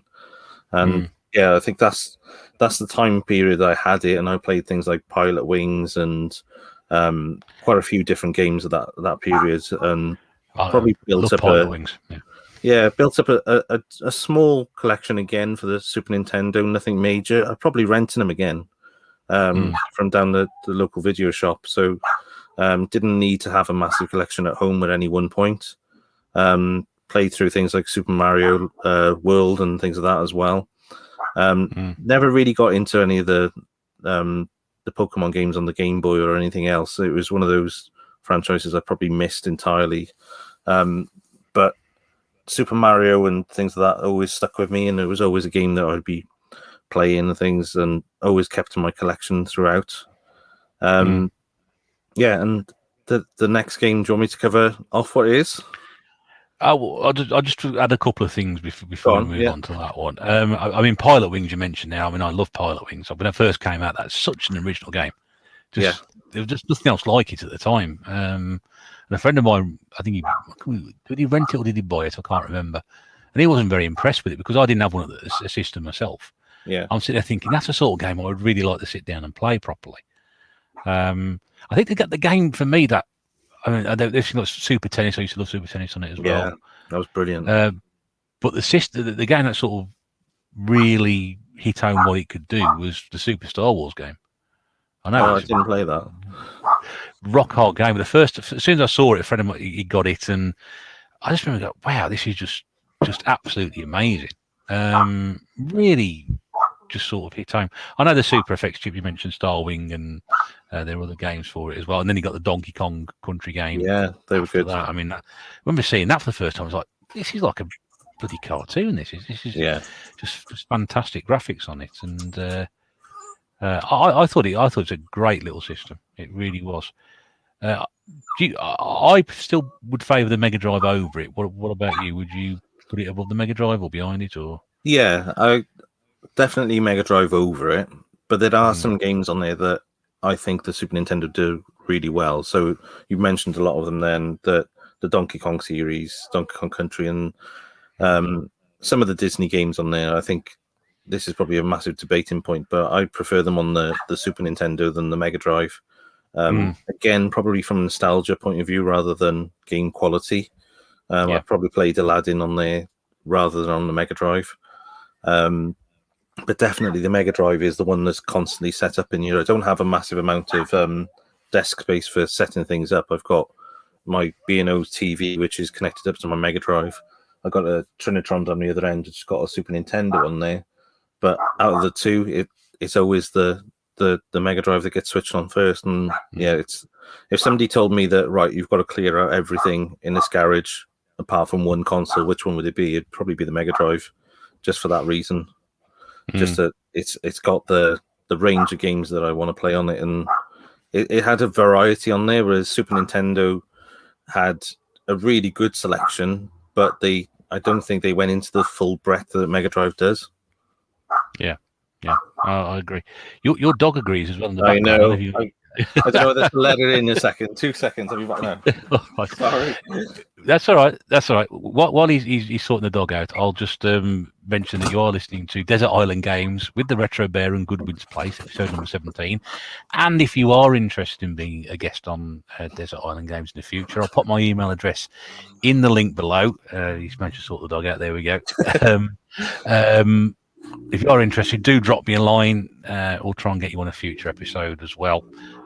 Obviously, if you enjoyed listening to this is what it's all about. So a lot of people are very interested in coming on. So if you are interested in being a future guest, do let me know. My email address is in the description below. Right, let's jump back to your gaming history. Not your gaming history, your games for Desert Island. It's a good point to do because we've just been talking about this particular system. So third game on your list. Interesting choice for this particular system because it's not really. It didn't come out on this system originally, so I'm interested to hear what your thoughts are as to why you've chosen this one. I don't know what it came out on originally then, because this was PC. I think it was a PC and 16-bit computer game originally. So okay, I probably did play it on PC and things as well, but for me, this game was a Super Nintendo classic, and it was the one that I played on a lot of the time, and probably wasn't as in detail as the PC version, but it's SimCity on the Super Nintendo.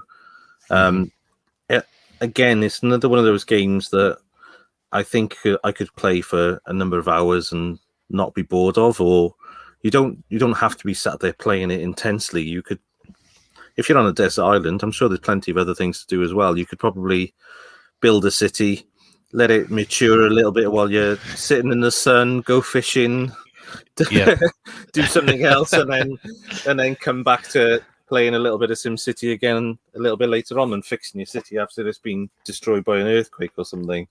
That's a perfect sort of game for that situation, really. Yeah, exactly. Right. There's probably life skills as well, because you're going to need to build some kind of city or some kind of environment while you're on that desert island. So yeah, it's a definite time consumer for me, and I think that's one of the reasons I picked it. Is I like the idea of being able to play it and play it for a considerable amount of time. I think I also looked at things like theme park was another one that it was a very close contender for this slot here. And that must have been PC I played theme park on, because that was a little bit more in detail, wasn't it? It was more around the finances and things like that, and you had to get into how much you want to sell ice creams for and where you positioned everything. Yeah. So it's probably got more playability if you want to get into the detail of building things. But I think the scale of SimCity was probably the game that I'd love to have played for a number of hours again if I was on a desert island. And again, probably similar to my Tetris approach, is that it would be the original. I played SimCity 3000 and quite a few of these other ones, and I think once you take it away from the simplistic block grid type of approach, it kind of lost it for me. It was even when your city matured on the Super Nintendo, it still looked like a top-down grid of buildings and things. Yeah, you could tell it had a park and a fire station and everything else there. But some of the newer ones, I think, got into really realistic ones. And I can't remember who was talking about Sims recently on one of their desert island games. It was. I think that was I think Stuart Generation Pixel is in this area. And also Pete 42 as well. There we go. Pete was talking in great detail about building entire communities of all sorts of things, which was absolutely fascinating. Yeah, I think as soon as it gets into that level, I don't know, it felt a little bit too much, and I just lost the simplicity of it. It's simple. SimCity was one of those ones you build your blocks. It's all about balance and things in there as well. So you need to build your residential, your commercial, the amount of power stations you've got, the police, the fire, and it was all about that harmony and building the perfect city. And then of course something would happen and there would be an earthquake, or I think there even was like Godzilla type attacks and things. That's right, I remember that. Yes. And they would come in and destroy your place, and it just carried on. And I don't know whether those games ever end, do they? I think they're another one of those game systems that just keeps going on until, I'm guessing, you run out of land and money.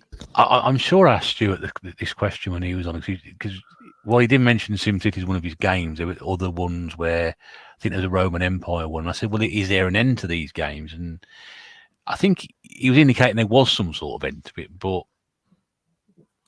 he found you get to a certain point and then you just think, I'll just start again and build it all from scratch.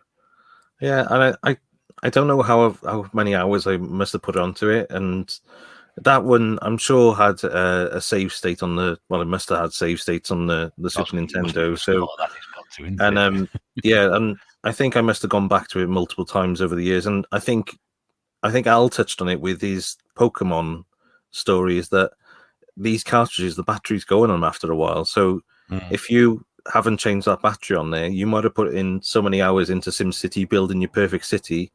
All these years later, you plug that cartridge in and it's blank because the memory's gone, the short-term memory's gone on it, and your battery's died off and probably rotten away at your cart, and you need to replace it and start again. So it was definite game that I think would entertain me for a number of hours on a desert island.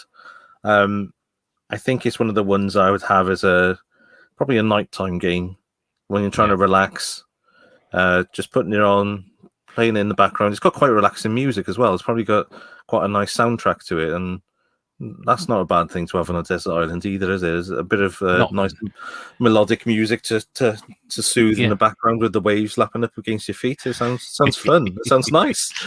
I'm looking forward to it. You've given this some thought, haven't you? I honestly, I could do with a break. I haven't had a break from work in a long time, so this is sounding lovely so far.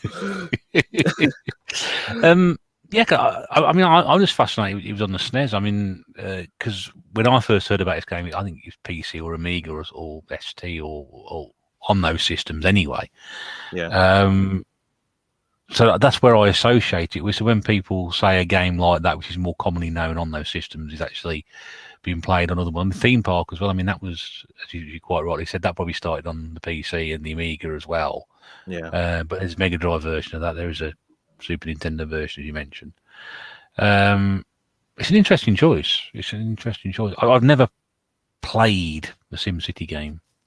no, I it's have brilliant. no, never, because at the time there was like games like Populous, which I don't know if you've heard of. Yeah, Populous, a yeah, bit Power Monger, yeah, same sort of things. And I look at those and think, oh, that doesn't really interest me. I'm not really interested in building communities, and there was games like the Settlers as well, which came out afterwards, which was slightly different, but just yeah, didn't appeal to me in the slightest. So, and you see, you mentioned SimCity 3000. I think there was Sim Earth as well. There yeah, was even, I yeah. think, it was a game called Sim Ant, which Yes, was yeah, based around ant colonies, which was yeah.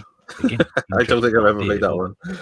no, I'm not sure what they were aiming for with that either. To be fair, but No, it's an interesting choice, and I'm more fascinated by the fact you played on Super Nintendo as well, because I would have seen that on the Super Nintendo and gone, well, how's that going to work on playing on a console? Because you do find these yeah, games that are so computer based and well known for being computer based, and then they end up on a yeah. console. How does that translate? Like I don't Lemmings, I know. suppose, isn't it? It's Lemmings I always Yes. associate with the Amiga because Yeah.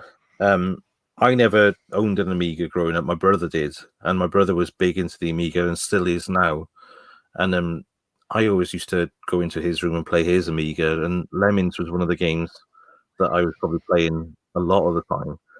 And then when I seen it come out on other platforms, it just never appealed to me that you'd have to do it with a control pad and control the Yeah. cursor on there. It seems too slow that to get from what you're selecting, and it's quite you're moving quite quick on Lemons, and obviously you're selecting different characters to stop them from dying and different That's it. abilities. So I just didn't see how it could work with a control pad. So it's always been in a PC or an Amiga type game for me, Yeah. until recently, over the last couple of years, I downloaded it for my phone when we went on a motorbike trip, and we had a really long ferry journey, and I downloaded it on my phone, and my friend who was sharing the cabin with me was fed up of me blowing up a lemons all because they do that oh no and offshore and they all Yeah. blow up, and I think sharing the cabin with me and almost throttled me for playing lemons for multiple hours on the phone. I remember playing. There's two games. Kickoff. I remember playing Super Kickoff on the Master System because I've been playing Kickoff for years on the Amiga, and a mate of mine said, "Oh, come around and play." So I thought, "Oh, great! I'll be able to finally beat them at games." And it was complete because you're playing it with a control pad, completely different. You just because I used playing Yeah, Kickoff with a joystick, and then trying to play it on a control pad, I just couldn't get used to it. And then the one that I didn't think would work but does work is playing Championship Manager on the original Xbox, and then on the versions and then Football Manager on 360. I didn't think that would work at all. I've been playing them for PC and Amiga for years, but it does. It does yeah. work. So I'm a It's little not a bit game. surprised at that. I'm not a football fan. I think I played some of the original FIFAs and things when they first came out of curiosity and things because probably schoolyard, everyone was talking about it and everyone played it. So I probably had the original FIFA on Mega Drive and a couple of others after that, but I'm not a massive football fan. So any kind of football manager game or anything like that just totally skipped me. And yeah, it's similar to your kind of that populous type building of societies type of game. It was a Yeah. whole genre that I kind of skipped. But yeah, I know some people the championship manager to easily replace SimCity for them, and that kind of Yeah. time dwelling type of game that you could sit back in an evening and play and relax to. And I suppose it's a Absolutely. very similar equivalent to it if you're into a different area. There's a lot of genres, well, I'd say not genres. They say same genre, just slightly different games about it. You're building worlds and cities. I'm building a football team and a football club, and it's slightly different, but the same sort of theory to it. But I think it's a great choice. I think you've, let's say, defended it very well, because you don't need to defend it. But I think you've explained it very well, and I think it's a very interesting choice for that. So nice one, that. Very, very like I said, some good games on this list. I'm pleased to see this one. Your next one, I'm probably not very pleased to see at all. So. Oh right, okay. There's a bit of a gap in between that next game and probably my gaming history as well, because I didn't pick a single game for the Amiga or CD32, those types of era. That, again, as I said earlier, my brother was 7 years older than me. He started work with my dad as a welder when he was 16, and he was going around the world. So he was quite a wealthy 16-year-old, because he was earning good money as an apprentice welder, living on a ship most of the time, and then not having anything to spend it on. He was coming home and spending it on computer games and things, and then he'd go away for another couple of weeks and leave all those computer games with me. So I absolutely loved it that he had all these systems that I was able to play on. So he had an Amiga, and that was his system. He went through all the different Amiga models and things, and I generally had a hand-me-down every now and then, and a box full of backup games, of course, never original ones. He recently gifted me an Amiga 600, which needs recapping, so that's sat behind me ready to do in the next very nice couple of weeks. So but even things like the Jaguar and anything like that, he pretty much bought everything on day one of release. He was buying game systems and playing them and letting me use them as well. So it was very good for an older brother. We didn't always get along all the time. It sounds like a harmonious family, but it certainly wasn't. But I won't go into the stories of him throwing ninja stars at my sister and things, because it probably stands in the totally other end of the scale. But it was one of those things that I had. But there's so many good games on the Amiga and the CD32 that stand out, but nothing that made my list in that kind of era. I think I spent hours playing on music generators, and that you could build like your first music generator, and you could build in different WAV samples and things like that, and MIDI samples and things, and build up your own tracks and things, and loads of things like that on the Amiga. But I never really, because it wasn't my system, I didn't really get into it and own it firsthand. It wasn't a system that I really spent a lot of time on to really get a love of a particular game. And I think also that, I think people have discussed it before, as soon as you get into that backups era, there was a guy down the street that kind of made a living out of backing up games on the Amiga and selling them to all his mates. And I think you devalue the game straight away then. Because they're so readily available, you don't look forward to that Christmas or that birthday to get that one game. Apart from myself, I think I was the only person in the UK who was actually buying the games, and I didn't have a person who lived down the road who'd copy, back me up copies for a couple of quid. I never. I only knew people like that from school, and because they got the disc from somebody else, so I don't know where they got passed around. So you borrow a game off somebody, you copy it yourself, and then you give it them back. And then if anybody want to borrow a copy, that's the way it worked. But most of the time, I was buying my own games. Yeah, that's probably why I didn't at the time get really into the Amiga. It was quite an expensive system as well, I suppose, and I was probably still in the either the Mega Drive or Super Nintendo at the time, rather than going down the Amiga route. And because I didn't really invest my time and money into it, I probably didn't buy into any of the games massively. I loved things like Zool, Super Frog, and games like that. I absolutely loved them. Again, side-scrolling platformers and things like that. I think were just massive influences on my gaming, but never to the level that I think, right, if I'm going to a desert island, I'm definitely taking an Amiga and one of these games. I suppose cannon fodder and something like that would probably be Syndicate Wars would probably be close, but they never really got to that point where I owned it and like cherished it myself and kept a copy of it for a long time. So yeah, that was another era that I probably skipped and then got into PC after that. And that was probably off the back of me going to comprehensive school and telling my parents that I need a computer to do my schoolwork on. And I probably got into PC gaming for a little bit, nothing serious, I don't think. Got into PC gaming around probably early 90s up to about 94, I suppose. We had a PC bought from Tiny Computers. Do you remember Tiny? They were, yeah. I didn't. I had a Time computer. I had a computer from Time. Okay. Yeah, I remember Tiny. Yeah, same type of thing. I think they were just a mass production of PCs at the time, and I remember it come with things like Encarta and a couple of the educational systems, which again. they were. I think I went through a lot of things in Encarta just because out of curiosity how what a system could do, and loved all those kinds of things at the time. And yeah, it really got me hooked onto PCs and gaming and things. And around this time, I think I was seeing my brother earning good money. My dad was away and lived this lifestyle of going away for months to his office countries and coming back suntanned even though he was working. And I said to my dad, I want to be a welder when I grow up. And he's like, not. There's no chance you're doing that.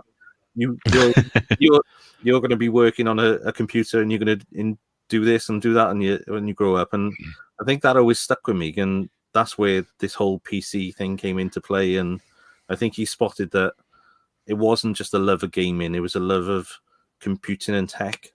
That there was a bit more to it. And it was probably around that era that computers were more heavily focused in offices and things at the time as well. So he could see that I was probably teaching my mum, who worked in an office, how to use Windows properly.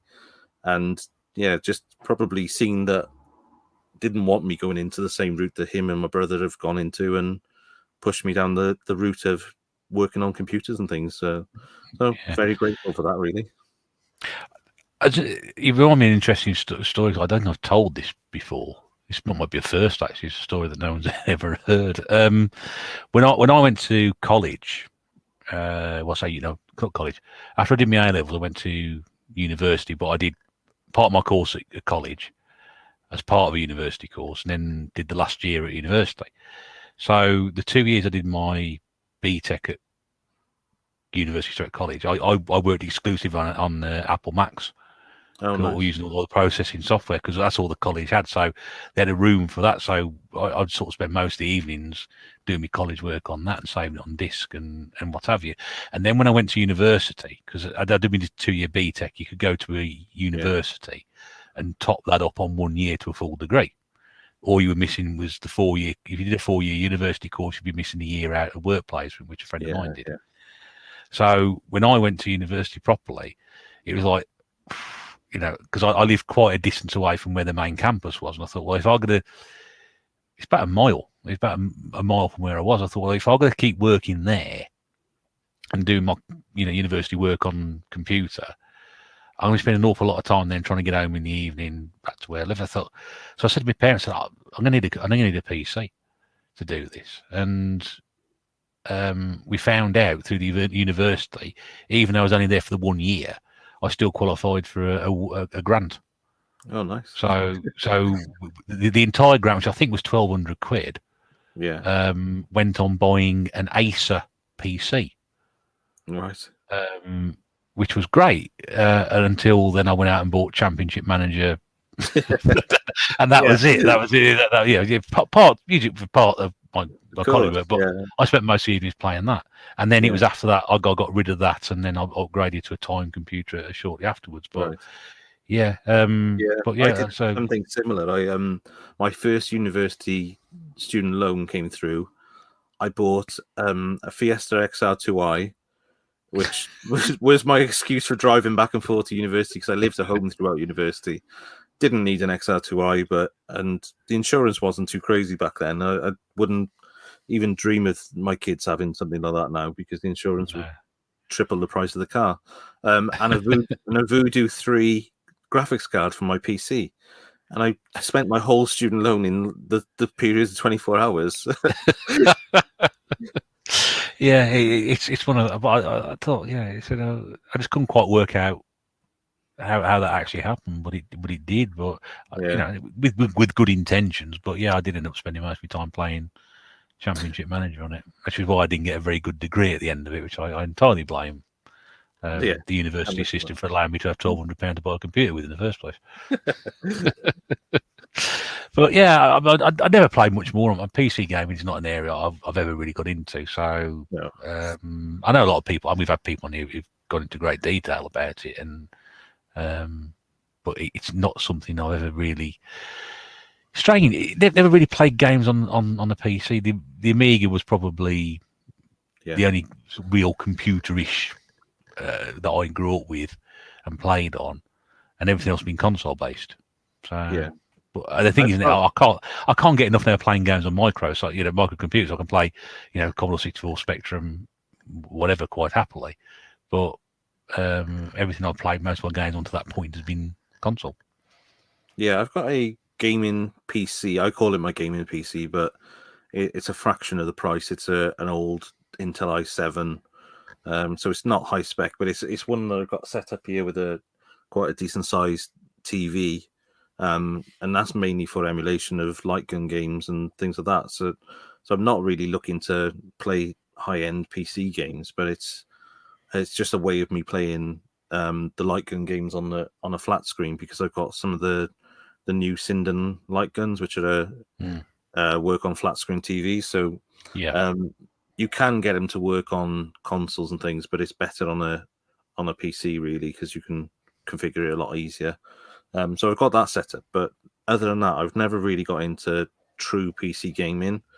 I know the setups that people do, and we kind of had them as, I suppose, early university days. We probably did some LAN parties where you take your PC around to others' houses and things, and we were playing games on there. And we played one of the Unreal tournaments. I think there was like a Matrix hack for it, like a picture that went over the top of it, and you could play that online. That's probably my first online gaming experience that I started playing PC gaming, and that must have been early 2000s, when I was playing that at home with a couple of work colleagues and things. So, but that was it, and I was terrible at it. And they spent many hours playing online and improving their skills. And I'd come on once every now and then with a young baby screaming in the corner, play for 10 minutes, get shot about 20 times, and then give up and log off. So it didn't go too well for me. No, I was the same. If I play stuff like anything else like that, I'd spend most of the time being shot or whatever. But yeah, it's just not an area I've really got into. And I think when I used to look at buying PC games, I look at, I might be interested in playing that, and you start reading the specs on the box. Yeah, and I think I shouldn't have to. Should I have to read the specifications on there to find out if I've got a powerful enough computer to run it on? Yeah, I don't know. It's getting back into that with consoles now, though, isn't it? With backwards compatibility between PlayStation 4 and 5 and Xbox, different versions of Xbox and everything else. Like, I've got my only Xbox One that we've got in the house is one that I bought to repair, and it's the original first Xbox One. So when you go from that to the S and everything else that comes on later, mine is probably ancient compared to that and really slow and probably doesn't play all the games to the speed that they should be playing. But it's all I've got here, and I rarely play it anyway. Yeah, when I had the Amiga games to start with, it was, you'd look at some of them, and some of them would say 1 meg, and you think, oh, I haven't got the half meg version, so I've got to wait for that one. But when you look at the PC, like, it requires Pentium 3, ones. I was like, have I got one of those? Have I got, what's my? And I just thought, you know what, this is too complicated. You buy a Mega Drive again, it says Mega Drive at the top, and I've got a Mega Drive, so I know that's going to work, don't I? It's much more straightforward. Yeah, exactly. That sort of blinkeredness may have cost me playing some classics. Now, I've played Medal of Honor games, and I played the conflict games on the PC. Yeah. The Thing, I think I played that on PC rather than console. So it's not like I haven't played games on the PC. It's just that it's a bit of a minefield, I think. Yeah. I think the game I played most on the PC was Track and Field on MAME, and that was because we had it on a floppy disk that you could boot it on the college computers in college. When I was doing I did a similar route to you. I did a GMVQ in college, and which was like a 2-year computing course, and yeah, we had floppy disks that you could put into the floppy drive, run a DOS command, and then it would boot into MAME and run Track and Field. And the keyboard thrashed in Barry College at the time, but it was Track and Field or nothing else. There was no alternative game. It was Track and Field on that one floppy, and yeah, we all used to play that. And as soon as the teacher went out of the room, so yeah, that's probably the game I played the most on the PC, and it's certainly not a PC. It's not a PC game. Right. Okay. So. Next game on next console on your gaming history, because I think if we go to that one next, that'll lead into the next couple of games on your gaming history. Your top 6. We're moving around a little bit, which I'm saying I'm completely confused, which is fine. It's been a long day, but yeah. So next one was the PlayStation. So PlayStation 1. I think this is the console that caught my attention when it came out as launch. Again, it was probably my brother that bought it rather than myself. And I remember us having a PlayStation 1, and then I think I must have bought my own not long after, or probably the following Christmas after he had his. So I had my own for my own collection of things. And yeah, the PlayStation 1 was a series of games that I really started getting into gaming again. And yeah, there was a good few games on there that could have made it onto this list. I won't mention some of them because I think they come later on different platforms and things. But the one that I've picked for this game is one of the games that I think that I put many hours into because it was unique to that platform at the time, and I think that, or unique to me as a gaming genre that I've never seen before, and it was quite into my personal interests outside of computers and things at the time. Right. Yes, I know what you're going to say. And I know it's not one. Yeah. Before we get to that game, what was it about the PlayStation 1 that was there was the attraction there, or that sort of connection to it? I think I had that same penny dropping moment of seeing it playing as I did when I seen the Super Nintendo playing Star Fox for the first time, or Star Wing for the first time. That kind of step up in graphics was just the impressive sector for me. There was like, oh my god, I need one of these. It felt like you stepped up a whole new level of gaming. The racing games and everything else on the platform at launch were just amazing. That's when I think we got to a point where you started to replace arcade and bring it in house. And they started to get on par with them. They were still behind if you were to put them left and right on a screen and compare them, but it was almost good enough that your memory of the arcade from the day before and what you're playing on your PlayStation is very similar. I don't think there was a massive crossover on the two of them. And things like Tekken and games like that just were amazing at the time, and I loved all those kinds of new advancing in gaming. I think it kind of, to me, it took it another level of obviously it's where we wouldn't be where we are today with gaming if it wasn't for the PlayStation 1 and the original Xbox coming out. So I think they kind of stepped up that level again. And whereas CD based systems in the past, like the Mega CD and things, didn't really excite you, this one I think was just from day one. I think seeing it was just an absolutely amazing console for me to get involved in. And again, had a modest collection for it, nothing huge. I think it was a lot of the common titles didn't really stray off the path of buying the common ones. Maybe the odd bargain bin piece of software now and then, just because it was interesting and it was probably in Woolworths or somewhere that was cheap. But I never really hunted out different games. I was quite a mainstream gamer. I would buy your Tomb Raiders and things like that just because they were the ones that were having the big marketing budget behind them at the time, and they were everywhere. So I bought them and played them and enjoyed them a lot as well at the time. So I can't fault it that things like Tomb Raider, Resident Evil, those types of games are probably the ones that really got me interested in gaming as I got into my like teenage years, I suppose. Because around that age, I went to an all boys school, so at about 14, 15 years old when PlayStation came out, I just discovered there was a girls' school a mile down the road, and that was more exciting than PlayStation at the time. So and I was going around with a lot of the guys who played football and things, so they were all playing football. They weren't really into gaming. So I think when I got into buying a PlayStation, it was for me, and it was not something that I shared with a lot of my mates at the time. As in, they didn't really have a passion for gaming. So it was kind of the thing that if I didn't go out Monday to Friday, I'd sit in the house and play Tomb Raider or play another game and just really get into it. And again, it's that whole this game, I must get to the end of it type of approach. Yeah, and just really love the platform, really. I mean, I bought PlayStation 1 as one of for the first console I bought at reasonably full price for my own money, because a friend of mine had one and he's playing on it, and I was like, wow, she's really good. And I just started working at the time. I thought, I can actually afford one of these. I can actually go out and buy one. So that's exactly what I went and did, and I never regretted it. It's one of my favourite systems, and it's iconic. You know, it's that 90s iconic look to it, and he said there's so many great games for it. And I enjoy playing the Resident Evil, the Tomb Raiders, like you said.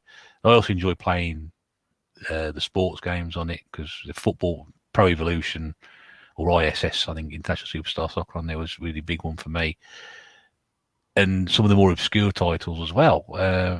It was just fascinating. The racing games, you mentioned racing games, superb. The Formula One games on that are absolutely amazing. Wipeout, we came out on there as well. Brilliant. It was just a cracking system from start to finish, and I still love it now. Now. It's probably the first console that I ever took a screwdriver to as well. It was. I was in anger or just to repair it. For modifying it and things, because I think up until that point there was always the Amiga was around where people were copying games, and it was simple. You just put a disc in, tell it to copy it, and it copied it onto another floppy disk for you. Then I think, I don't even know how it came around, but I found out about mod chips for the PlayStation, and I ended up ordering one. It wouldn't have been online because it was probably pre-internet, wasn't it? It was probably 95, somewhere around that. So I wouldn't have had the internet in the house. Probably been a bit, I think 97, no, 95, 96, 96 maybe. Yeah, so I probably would just about starting to get the internet in the house, but I wouldn't have been able to buy one online at that point. So I probably bought it for somebody. Online in there? No, probably not. Yeah. So I ended up getting hold of the mod chips, and you had to program them yourself and everything else. So I really got into doing that, and I didn't ever do it for other people. I just done it for us. It was something that we did, and it was never the intention to mod a system to, I don't know, to own the whole library of CDR copies and things. It was just, it could be done. So I kind of had that curiosity to do it, and I've had that curiosity with me all the way through for other systems since. It's quite a few people have said to me, well, why don't you do it for other people? And I've got no interest in hacking people's systems for them to illegally play games. That's not my interest and what my channel's about. It's about modifications and modernizations in many cases. So yeah, I've done things like the GameCube ones, which you can obviously play games off an SD card and things. But more for me, it's around preservation than trying to hack the system and almost cheat out developers and things. And I still buy games that I would have on a multi-card or an SD card. So if I've got a Game Gear game or a GameCube game that I've got on an SD card, I'd still buy it. still got an interest in buying certain games and certain for different systems that I've got no need to. If I want to play it, I'll probably play it straight off the hard drive on the system, but I still buy the physical copy anyway. But that PlayStation was probably the first one that got me a little bit hands-on with these kinds of technology, and just knowing that you could do these things was fascinating to me. Yeah, and it just opened up a whole new era for me of getting into modding, and probably where I am today on my YouTube channel is probably stems from a lot of that kind of experience back then. That's really interesting to hear that, and yeah, it's not something an area I've ever really got into. I've never been particularly. I don't know. I think my original Xbox was sort of chipped, so I could play the, download and make my own, copy discs and things like that. But beyond that, really, I've always liked to try to keep everything as it was originally. Yeah. We have done something with one of our BBCs. I think we bought an SD card thing for it, but we haven't actually put it together yet as such. But one day maybe we'll get there. But we'll come to that a bit more, because I know we'll talk about when you're getting into that sort of technical area. We'll get to there shortly, because I want to bring in that next game on your gaming list and get that one out of the way. I know why you want to get it out of the way, because I know it's a game that I think you have it would probably be on one of your latter parts of this list of the games that would probably frustrate you. It's Tony Hawk Pro Skater on the PlayStation 1. Yes. And for anybody listening for the first time, by the way, I do have a natural hatred for the Tony Hawk series, because I just don't see the point in a skateboarding game being on a computer when it seems far more interesting to go out and do skateboarding. But I'm sure Craig will be able to give me a good enough reason why I'm on my own on this thought, because everybody else I seem to speak to seems to disagree with me. So I love the games, and I was really into rollerblading more than skateboarding at the time. So I played a lot of games that were anything connected with that kind of extreme sports. So SSX Tricky and all the different SSX games and things like that. And Tony Hawk is just one that's always stood out for me as a kind of extreme sports type game, which has got kind of playability to it. And the reason I would want to take this onto the desert island is because I think it's got that ability to. It's open. It's pretty much open map, isn't it? You can go where you want to do, and you can do what you want to do, and then you've got different achievements. You need to collect different letters for to spell skate, and you've got to collect different as you're going around. But it's one of those games that I think you could replay over and over again with different combinations of tricks and things that could keep you going and push you for a higher score. I think it could be one that you could master eventually, but it's still just one of those games that I would never get bored of playing over and over again. It's one of the only games I got for the PlayStation 4 when they did the remastered series. Yeah. And watching the gameplay online on YouTube of people playing that, and that's the level I'd love to get up to on games. So the remastered version is pretty much the same levels as the original, but obviously in a remastered style. But the game play on it is just amazing, and I just love that you can do one trick, transition into another, then into another one after that. And it's all about balance and knowing where next on that kind of what's in front of you. So whether you're doing one trick, you need to, that balance is going to go at some point. What do you do next to keep you going to get to the next piece of I don't know, equipment that is going to keep you that momentum going and keep it going for you can get a higher and higher score and multi combos and everything else around it. So it's the main reason that I think the original Tony Hawk Pro Skater for me is the one I got the most nostalgic memories for. I'm sure the more recent games are probably more got more playability to them and more maps and more options for skaters and tricks and everything else. But the first one I think is enough for me to keep playing and playing over and over again, and just get all the achievements, and then probably just go through it from a high score ability to try and run. You've got a timer. What score can you get, and then do it again. It sounds simple. It's one of the most fun games I've ever really got into and spent a lot of time.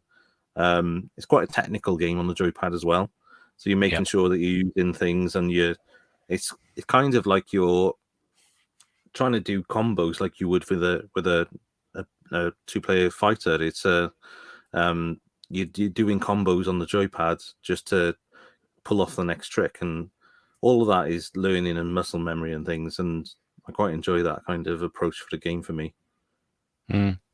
You mentioned SSX. I mean, I don't mind the SSX games. I'm not against those at all. In fact, some of the snowboarding games I played, 1080 on the N64 is another one which is quite well known. I don't mind those games, but that's because I'm never likely to go snowboarding. So for me, it's one of those. I'm never going to do that. So that's quite fun. But I think I just don't like skateboarding. I spent more time falling off skateboards when I was younger than anything else. I just maybe because I can't do it. I don't know. Sunny people are very passionate about this series, and then they always, like you said there, a lot of the reasons you've given are the reason people love this game. And I know when the remake came out last year, or the year before, I can't remember, it's very recently. Yeah. People love the original. Said, "Oh, it's like playing the original game," which is good because a lot of these remakes and redo-overs are nothing like the original ones at all. So, don't get me wrong, it's a very successful series. It's come back, and the updated next new generation version is equally as good. But I just don't see the appeal in it, and I never have done. I don't know why. It's nothing against Tony Hawk personally. I know he doesn't listen, but it's nothing against him personally. No, Anybody's skateboarding game. Well, he might do after all these years. Message might have got back to him. I've been trying to start a feud for the past 2.5 years. We didn't seem very interested. I don't know. I suppose when I say that I play a certain style of game, and other people say, "Oh, that's not my sort of thing." We all have games like that we're not particularly interested in, but you make a good case for it, and a lot of people would agree with you. And I know there's a fair few. I think you're probably the bravest person so far to actually mention it. I don't think anybody's brought it up beforehand. I think you're the first person to actually sit here and say this is one of the games I'm going to take with me and see what the response is. So I spent a lot of time thinking of this list, and it was one of those ones that was a firm favourite in there. It didn't really drop down out of the list at all, I don't think. So I think I must have had about 20 games in this list at one point, and I've narrowed it down to 6. And I think I've seen the list. Yeah. I mean, some of the things you sent me. I'm just trying to see if I can get. I'm not touched on half of them. There's loads of games that I've sent you that we were part of my arcade history, I suppose, and we could touch on that in a bit. But just growing up, as I said earlier, growing up in a seaside town, as much as I had games in the house, I had whole arcades. Probably Barry Island had about, at its peak, maybe 15 arcades, all with arcade games in them. They weren't they're all still there now, but they've all got claw games and ticket redemption games in them. So they're like everywhere, I think now. Yeah, exactly. So I had 15 major arcades right on my doorstep, and then I'd go away with my mum and dad down to a caravan site, and we'd have another arcade there with different games in there. And so I've always had arcade games around me, and that's where my gaming interest is. I'm not one for spending weeks on a game.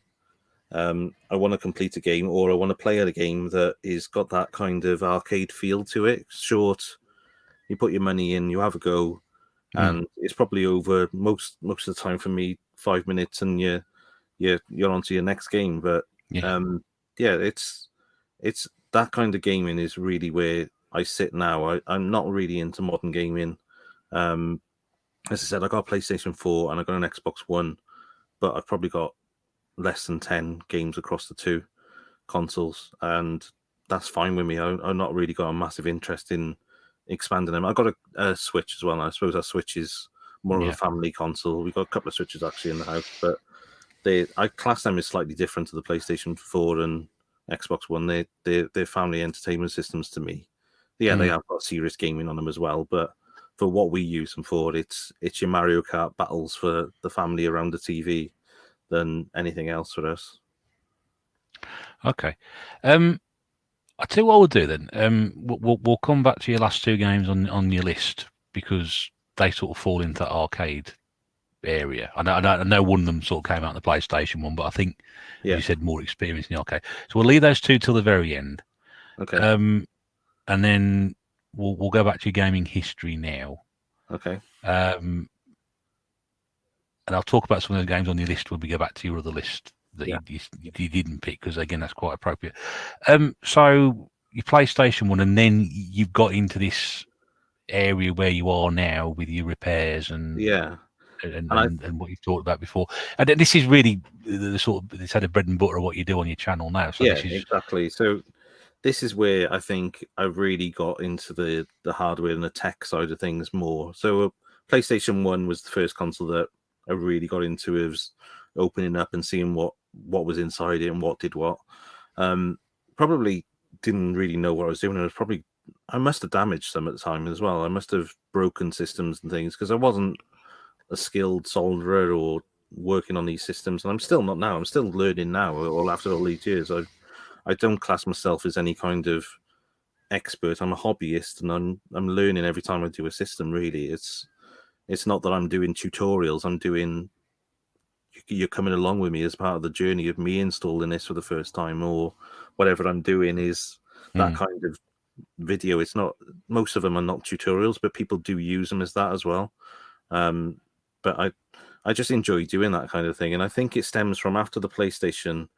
Around 96, when I was in my last year of comprehensive school, you had to do a 2-week work placement, and I couldn't think of where I wanted to go, and I think I was borderline of going to a supermarket or somewhere else. And then out of the blue, I said to the careers advisor, which was also our French teacher, Mr. Pereira. Did a lot of French teachers come out of your college at the end of it?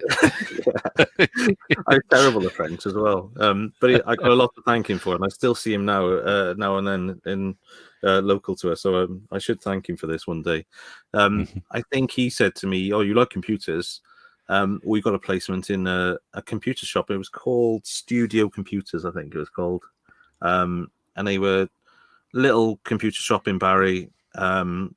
They focused on building bespoke computers for, I think they leased them out to companies, so they didn't really sell them. They just used to build computers, take them to offices, set up the whole office on a network, and then and they were introducing computers, I suppose. It was in 1996, so it was the first place I ever seen the internet.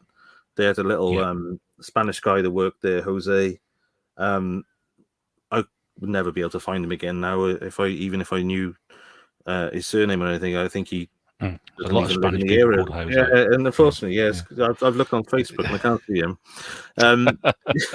But he was there, and he sat me down and showed me the internet for the first time, and I was just blown away with it. And it was just like, okay, so what do we do now? And there wasn't a great deal you could do on the internet in 1996, but it was just that kind of, wow, this is the start of something different, and that got me really excited working there. So I did my 2-week placement, learned a load within that 2 weeks. So there was a couple of really high-end tech guys there that were really into their computers at the time, and they taught me everything. And I ended up working for that company for about 3 years, I think.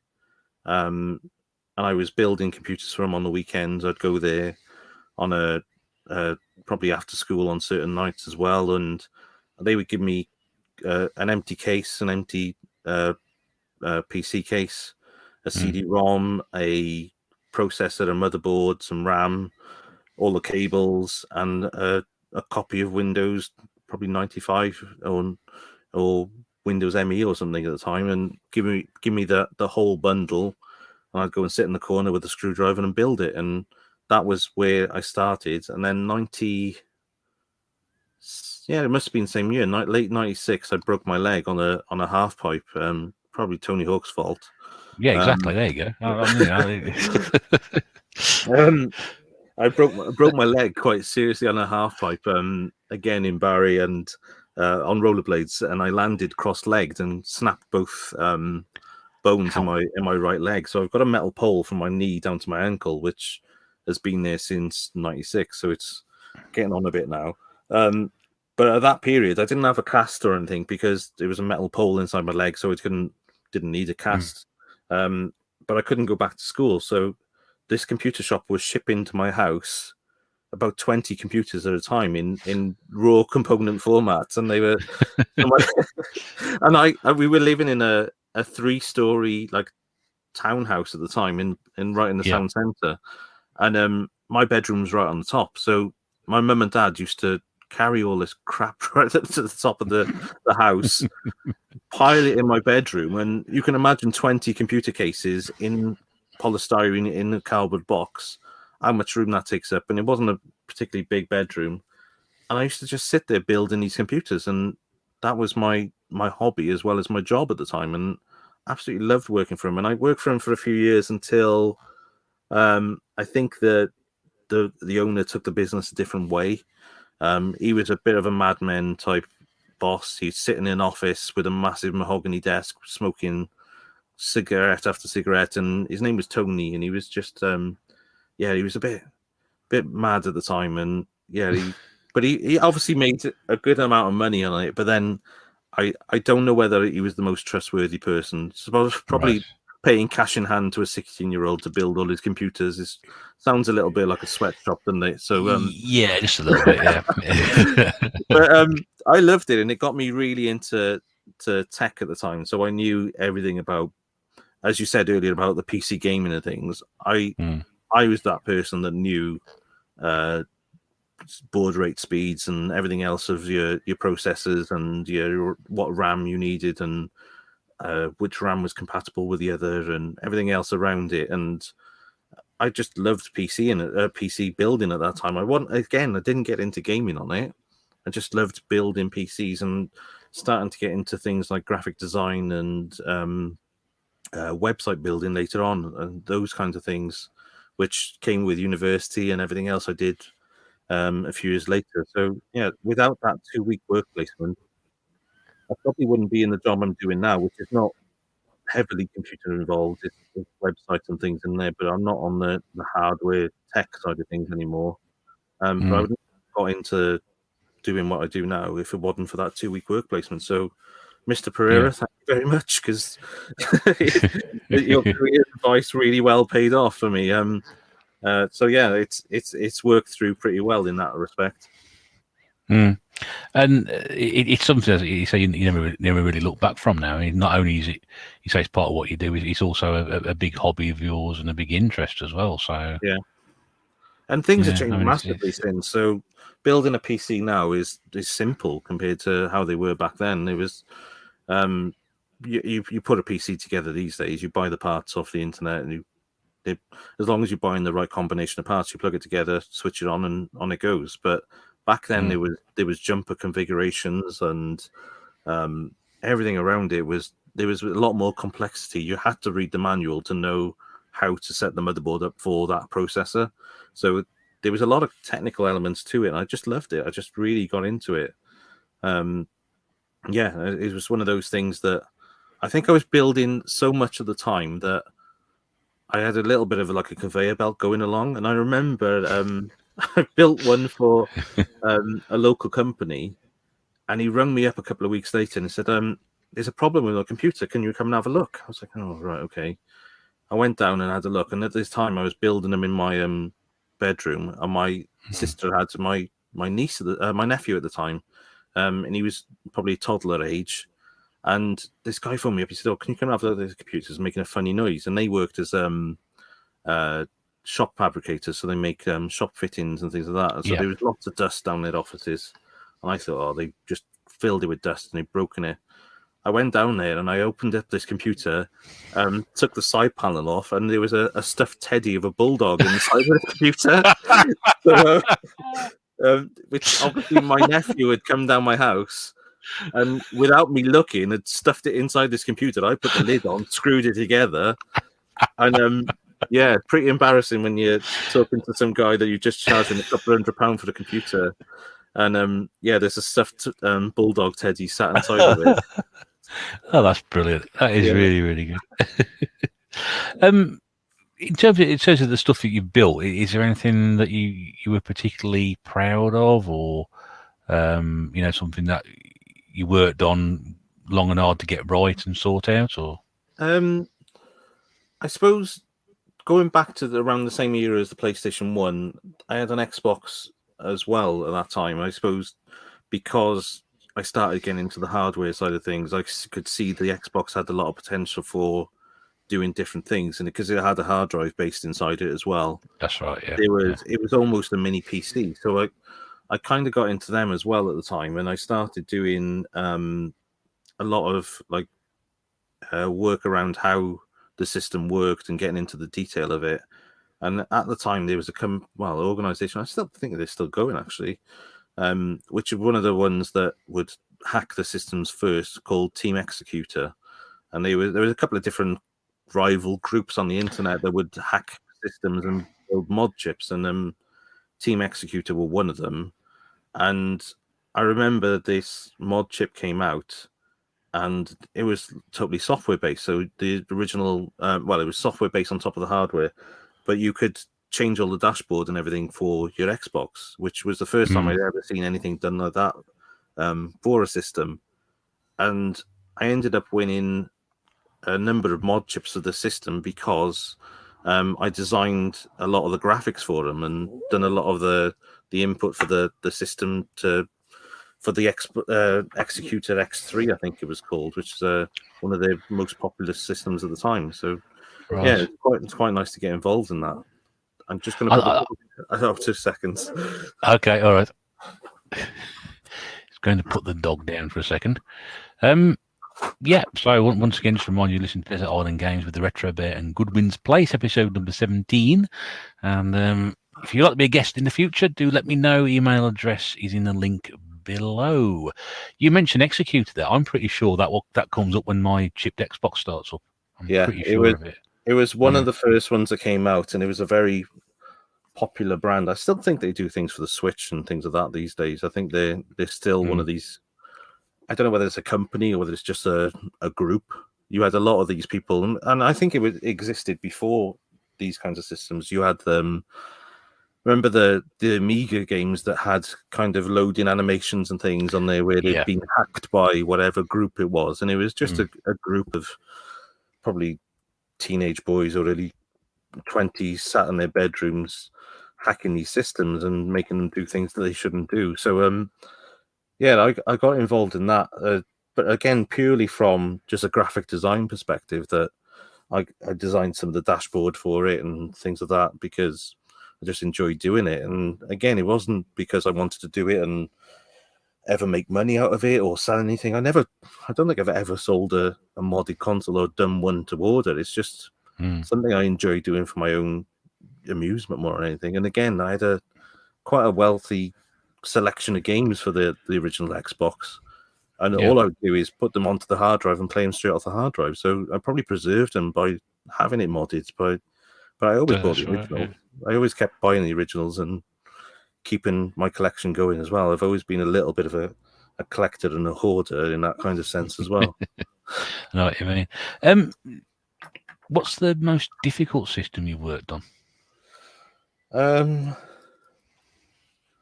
One of the probably things like the Neo Geo CD, I had a very easy and very lucky fix on it. And I think I'm glad that I did, because it's not one there's a massive amount of information out there on there to fix if it was totally not working. And this one I bought in a bundle of games for consoles from Japan. I think I paid £100 and I got 3 consoles delivered. And one of them was a Neo Geo CD, and I was first time I've ever held one, let alone worked on one. And I got a really lucky fix on that. I opened it up and it was just a snap cable.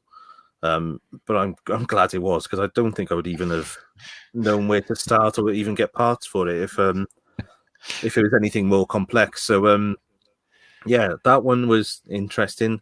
I'm still at that kind of level of I suppose looking at things and seeing where the damage is, and sniff test is always good with a faulty console. What smells like burning is generally the bit that's broken. So if you if you pick up a PlayStation 2 or something and you take it apart and then you can smell the motherboard or you can see a burnt patch, that's generally where the break is on the system. There are some channels I watch now, Tronics Fix, even my mate Vince and things like that, which I've spoken to you before about.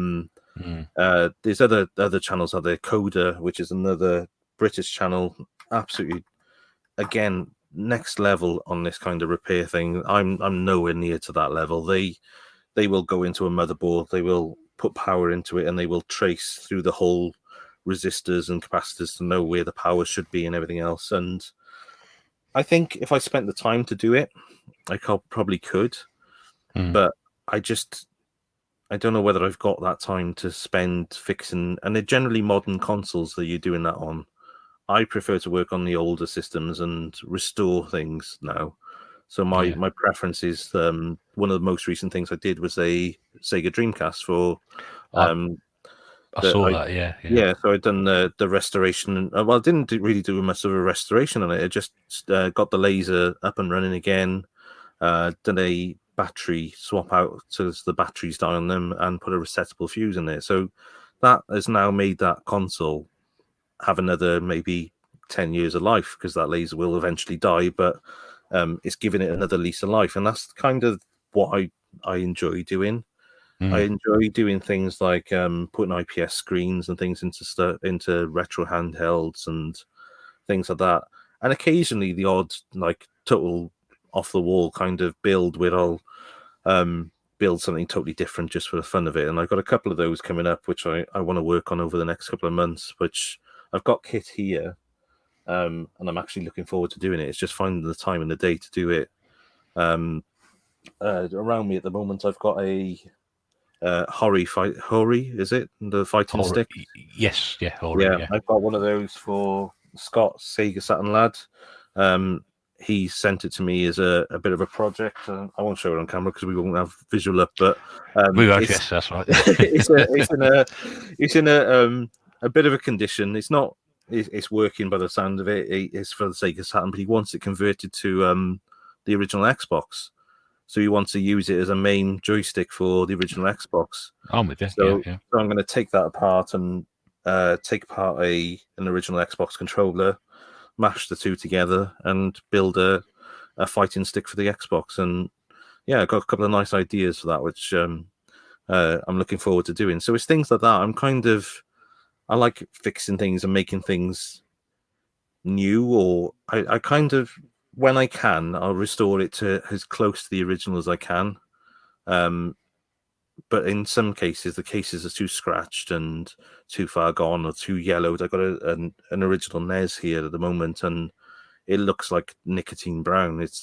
I don't think any kind of retro brighten on that will ever restore it back to its original color. So those kinds of things, I'm tempted to do a little bit of a case mod too and change up the styling on it. But personally, if for my own collection, I like the original look of most systems. A couple of the handhelds, as I said, I got in all white, but everything else looks original as it should do. So my Mega Drive and Mega CD is stock. Nothing other than a 60 hertz mod to it is been done to it. All my other systems here are stock look and feel, with standard control pads and everything else for them. But occasionally I got one or two systems. I got a Game Gear that I'm going to be working on now, which I got given a couple of red cases, and the red cases are okay.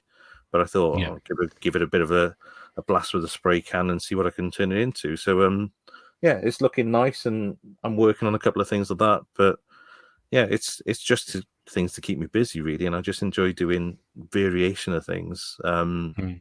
the hardest thing, I think, and it's something that I bought a lot of, which I've not really got into yet, is arcade PCBs. Right.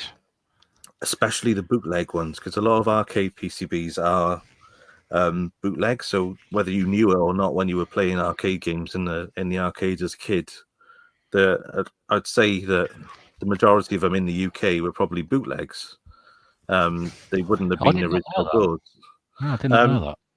Yeah, especially in your probably your chip shops and things like that. I'm guessing. I'm only assuming that this is how it all was, but just being on the collecting side of it now is that a lot of the boards are bootlegs, and some of them are very good bootlegs, and they run exactly as they can, and but they're harder to fix because they got different chipset layouts and everything else, and you can't find a schematic for them because they were just built in a factory somewhere many years ago, and never really cared about the afterlife of how somebody 30 years on was going to try and restore it. So there's not much information on them. So I really want to get into the detail of that in the future. Just if I can restore some of those, I got some with graphics glitches and things on them. That I got Sunset Riders where only the legs show of your character, so you can play the game perfectly, but you can only see his legs. You can't see the guns or anything else. You can It's a bit, fire and walk around, but yeah, yeah, there's no vague real idea what's detail going on. to it.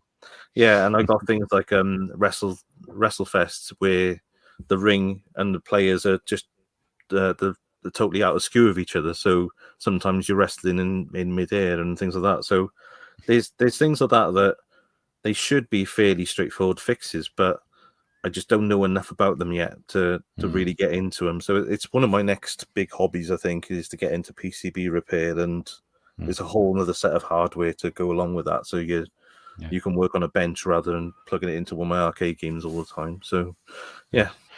It's absolutely fascinating to hear that from somebody who knows how to do these things, and from somebody like myself who isn't technical in the slightest. And I mentioned, Mrs. Bear does her own repairs, and she watches a lot of your videos and the people you mentioned, my mate Vincent, etc.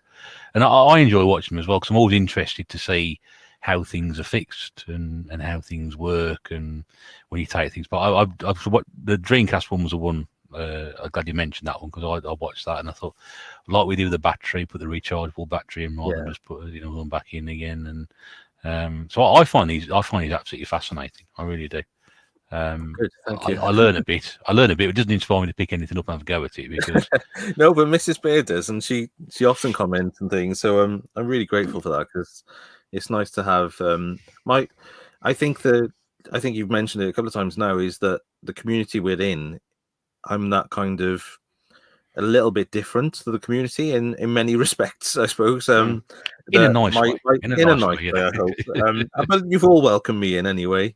But I don't know whether there is a community of people that are as welcoming on that technical fixing side. There's a couple of groups I'm on Facebook and things, but everyone's quite judgy, and they pick holes in what kind of equipment you use. I've got cheap equipment. My soldering iron station is probably, I can't remember, about £70, I think. I did a video on that as well. And it's a soldering iron hot egg, and it's fairly good. It does what I need it to do. But in some of the communities I've been in the past, and I'm sure they're not all like this, and I just haven't found the right one, that they want you to have the latest high-end soldering equipment and things and everything else. But I just haven't got it's a hobby for me. It's not a living. As I said, it's something that I do in my spare time to relax.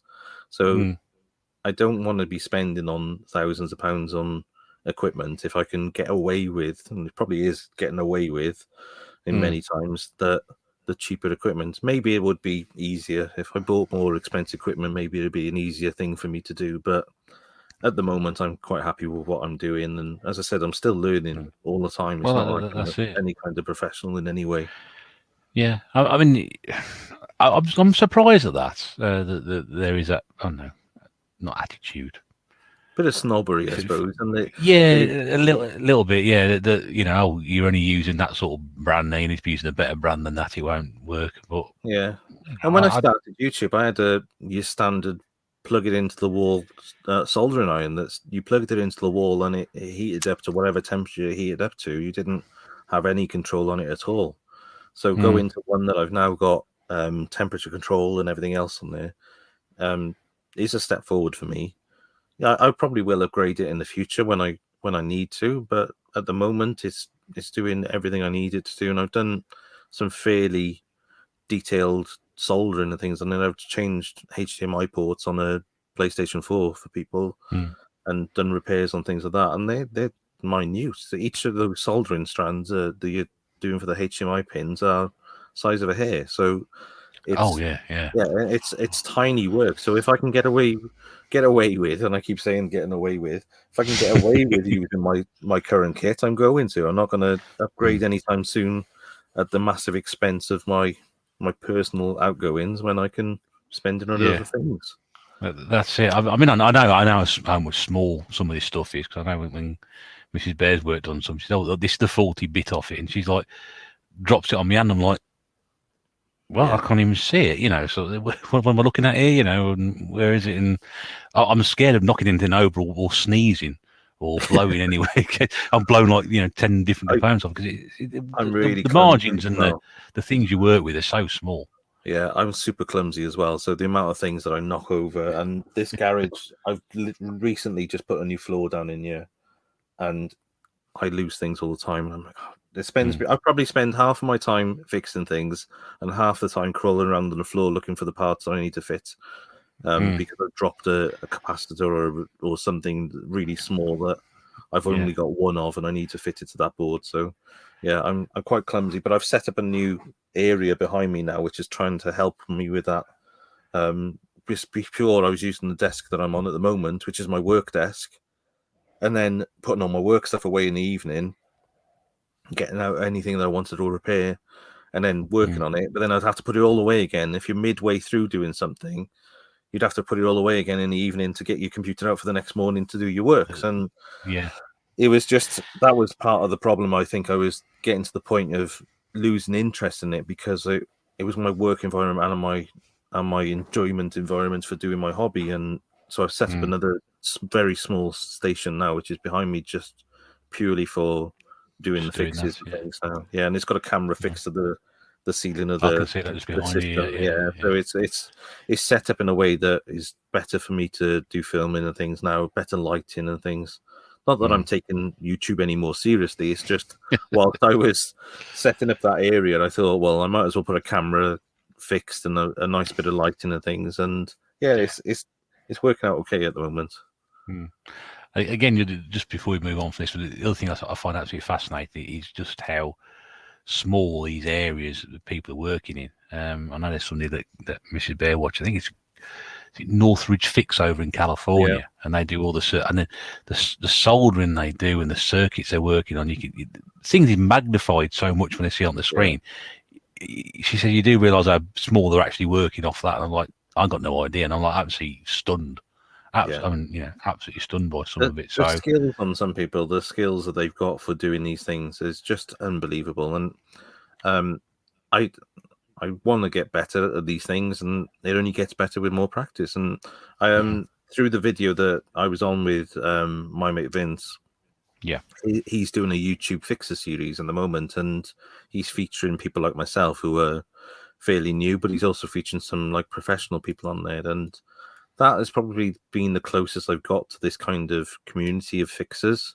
There's a channel which I'm really enjoying at the moment, and he's learning as well. It's called Joey Does Tech, I think it's called. And it's really interesting. He does a lot of modern systems, but again, he's saying, look, I'm learning. Don't follow this as advice. Watch it through to the end. If I fix it, great. But often he's doing Xbox Ones and things like that and PlayStation 4s, and he's like, spent hours on it. You could see the amount of time he's putting in, and then at the end of it, he's like, "Nope, can't fix it." And and not that he's given up for lack of trying. He's tried a load of things, and some of these people will probably zoning in exactly what is the issue and swap it out and have a range of spare parts and things. But he's getting to a certain level of his knowledge and then admitting to where needs be, and I respect him for that, because to put up a video where you've spent 3 hours on something and then not fix it at the end of it is pretty brave, really. Because Yeah. You've got the community, and we all know the lovely YouTube trolls that are out there that will probably give him a hard time for doing that. And yeah, he pretty openly admits that he's learning, and yeah, I think that's an amazing achievement in itself. That's a good way of doing it as well. But you're being honest about it. So well, I may or may not fix this. Yeah. So, and then at the end of the day, if he fix it, he does. If he doesn't, he doesn't. But at least he's been honest about it. You're absolutely right. So yeah, I've done things in the past that are not fixed, and it's not that I've chosen not to put it up. It's just I think that I've never really got to the end of that video to give up on it and think, well, I've not fixed it, so I'm not putting it up. It's just got to the end of it and thought, well, I haven't finished with that, and I put it back in a box. I don't throw everything away. I've got everything in boxes, so you never know. There might be a part 2 of those things in the future. That's it. Well, it's like putting up gameplay video, and if we all put up perfect stuff, it wouldn't be very interesting, would it? You want to watch, the odd repair goes wrong or something goes wrong with it. So it's always more interesting when it doesn't seem straightforward and something happens and whatever. And that's what I like about my mate Vince's videos, because sometimes it doesn't always go according to plan. And that's great. I think that's really, really good. Yeah, it's a good way of doing it. That has been. I hope people have found that really interesting. I found it absolutely fascinating. I felt it was very important to get that in as part of what you do, and I'm I can see and hear that the passion in your voice for it, and I hope people have listened to that and got with it as well. So that's great. We're now going to go. We're down the home stretch now. Yeah, we're gonna jump on. I'm going to probably leave your gaming history there, because we've got sort of 4 games to get through, and we're in an area that I know is a big part of that anyway. So we'll tie those 2 in together. So if you want to talk about the arcade. Yeah, so as I said many times, arcade's been a big part of my growing up and things. So when things like PlayStation 2, Xbox, and other things came out, I was big into arcade gaming as well at the time. And I think as arcades started to fade out, as in play one arcade games, as we would call them, type of things, or multiplayer arcade games were fading out in arcades, they were coming up more and more regularly available in the area. So having that wealth of arcades down the road, we had a couple of connections with people, and myself and my brother ended up buying an arcade cabinet each. He had one in his house. He was living with his partner, and I was still living at home with my mum and dad's, and we bought an arcade game each and bought a number of boards and collected a fairly decent amount of arcade PCBs over a couple of years in the early 2000s. And that was a massive plus for us, because that was the point where you were truly taking arcade into the house and having those games to play on that you remember playing in the arcade when you were growing up. That's right. But again, that all came to an end when having children and things, and decided that I needed space, and sold on my arcade PCB collection. I actually cut my arcade cabinet in half.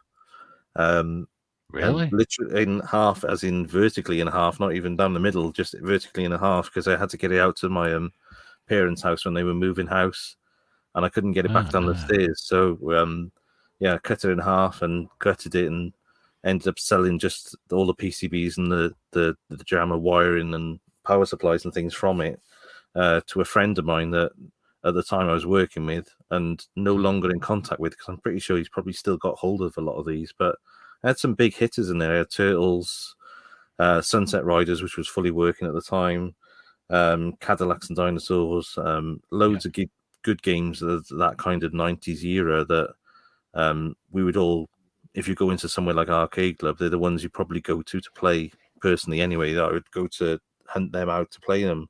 And they're all probably £200+ now for a good original working board. Wow. So I probably sold them for a couple of hundred. Actually, I swapped it for an Apple Tower, a G4 Tower. And he got an amazing deal. I had an Apple G4 Tower, which was Power PC, which was the early version of Apple computing. and the next version of Mac OS didn't support PowerPC. So I literally got this metal piece of junk, which I still got to this day, which is haunts me. So if I ever see him, I might do a trade back with him for my probably best on £2,000 worth of arcade PCBs that he's got now. A piece of heavy Apple hardware that didn't do anything from about a month after I had it. So yeah, not bitter at all about that. That doesn't sound like it, no. No, but that era of gaming probably brings me on to my next game, which is an arcade classic for me, and it was a PlayStation game that I loved at the time and still do now, and that's Time Crisis. The original Time Crisis. I know the others, and they're amazing. I still love that rail shooter type approach of gaming. I've got pretty much most of the G-Con games for the PlayStation 1 and 2. I've got the Sinden light guns for the LCD screen, so I can play some of the newer light gun games as well. And I just love those kind of games. Again, it reminds me of, first of all, playing Time Crisis, and it was just that game that blew me away. I absolutely loved it in the arcade. But also when my wife started going out, we'd go bowling or somewhere. There was always a Jurassic Park or one of those kinds of shooters that it was kind of our thing, that we probably spend more money on the playing Jurassic Park than we would playing on the bowling. And yeah, those kinds of games have got a kind of a special area for me. So I don't think I could have done a Desert Island without having kind of a light gun game in there. And similar to the Tony Hawk suggestion, the Time Crisis 1 has just got that nostalgia feel to it for me. I have played it through, but I can't one credit complete it. I can get so far on it without having to continue. But I would love on a Desert Island to put enough time in there that, again, I could put in there to one credit complete it and know where everyone is. Again, it's life skills. If somebody attacks you on that Desert Island, I don't know whether you can fire real bullets from a Namco gun, but you could have time to adapt it. You could do, yeah. With your skills, mate, you should be able to do something like that. we would try. But yeah, they're life skills. They're the kind of things you're going to need when you're on a desert island, is aim and precision and patterns as well. So yeah, I do love the Time Crisis, the original one. Again, the graphics on it were equal, and I think the PlayStation 1 version is equal to the arcade. This is where it kind of blurred for me. But the arcade cabinet with the pedal and everything else to it was probably that full experience that I would want to take to the desert island. I when that first came out on the PlayStation 1, it was one I picked up straight away as part. I got the set, so you got the G-Con 45 with the game with it as well, which I don't have anymore. But I think I've somehow, one way or the other, managed to sort of bastardize that set back together again by buying the set without the game and then bought the game separately. But I mean, I'd heard about it in the arcade, and a friend of mine thought, "You must get that when it came out." So when it came out, I bought it, and I loved it. I'm like you. I love that style of shooter. I love the G-Con 45. I love the fact that the whole purpose of getting rid of the pedal and to be able to duck down, you put a button on the side of either side of the joystick on the gun, so you just press that and you're doing it. It's like, great, that's brilliant, you know. And they did have some out, didn't they? They did have a number of light guns. I think Marcus from Dads and Lads has put one up recently that he was given from somebody in work that was a PlayStation 1 or 2 light gun that had the pedal with it. So I know they were aftermarket ones which had the pedal, and I didn't have them in the house at the time, but the standard G-Con was what I played it on in the house, and I absolutely love it, and still love it now. It's stunning on the B&O in the garage, and love playing it out here. And it's the one game that probably sits in I got a PlayStation 2 that I play the light gun games on, and it sits in there pretty much most of the time. But the one I have got, it's the one game out of all my light gun games that is a platinum. For some reason, I haven't got the black box for it, so I need to have a look for that. You can. It's a fairly easy game to pick up. Yeah. Have you tried playing it without a light gun? It's a bit. I played on the joypad a few times. I It's a didn't bit know you could. tricky. Yeah, you can actually try and play it with the joypad, but it's a bit tricky. Oh, I never tried that. I'll have to have a look. Yeah, yeah. And of course, there were other games that came out for it as well. A friend of mine used to be absolutely obsessed with like games like that in the arcade. And when we played Crisis Zone, Yeah. we literally walked in an arcade the one time, and me and my mate looking around for our usual favourites, and he said, "Oh, Crisis Zone." The other guy said, "Oh, Crisis Zone over there. I'll see you later." Like, okay, and that was it. And then half an hour, 45 minutes later, he was still playing it. Yeah. But yeah, but they're just great game. Yeah. A Point great Point game. Blank was another one. I think I played Yeah. Point Blank more on the home system than I did in the arcade. Yes. I can't remember it being I bought Point Blank purely on the basis about the fact that they said it was G-Con yeah. compatible, and it was a great game. And I never played it before. Sorry, I didn't mean to talk over you there, but yeah, I love No, it no, now. no. Yeah. Yeah, it's another one of those games. I think it was an arcade game for me that I seen later on. That I played it on the PlayStation for quite some time before that, and absolutely loved it. And I know there's a lot of skill to it, and it's a lot of replayability to it. But the whole Time Crisis, I would just love to one credit complete it and know that everywhere people come out and where you can shoot, and there's all those little crates you can shoot for the bombs and everything else or the dynamite that blows things up to speed up your time through it. And it has got that kind of competitiveness built into the game because it tells you how many seconds before or after you are of an average speed. So it tells you whether you're plus or minus, and that kind of element to it, I kind of find really interesting to keep as a game. I think for this kind of scenario to play on a desert island would be absolutely amazing for me. Yeah, it's a good choice. It's a good choice. So the last game on your top 6 list then, and Yeah, this one's an absolute classic. This is yeah, going right back to the early days. yeah. So this game, obviously, I don't have a massive nostalgia for. It's something I found probably later on in my arcade journey, and wasn't one I played in the arcade at all. I don't think so. Maybe down the arcade down in West Wales when we used to go on holiday, they had it. But it's Gallagher and the original Gallagher again. Not any of the newer ports to it and readaptations of it. The original Gallagher to me is an absolute classic, and it's one of those games. Again, I can get so far in it, but I'm not great. I got a really good high score up in Arcade Club a few months back when we went up there, and then Retro Red Steve stayed on the cabinet until he beat it. So, so I need to improve my Gallagher skills. It's one of those things that's been on it's been my ringtone on my phone for probably about 3 years as well. Is the Gallagher credit sound when you put the coin in? It makes the and that's Yeah, yeah.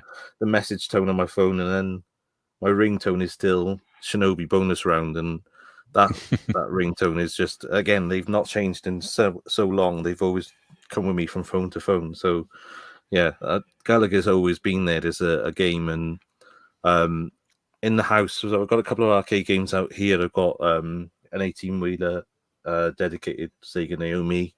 I've got 2 JAMA arcade games and a pinball machine. And then in the house, I've got another arcade game in the living room, which, again, I've got a very tolerant wife of my gaming collection, but it fits the decor, which I think is why it's allowed to stay in there. And Was that planned or not? no, I could go on for hours around these, but that one is a really weird story that I ended up paying £15 for that arcade game because somebody was throwing it away. Right. And it's stunning. It's an absolutely beautiful cabinet. It's got full retro side art down both sides and the front, and yeah, it's got UV lights in it. It's called Astro Fighter, the game, but I've got a multi-board in there, which is sacrilege to some arcade people, but it makes it more playable in the house.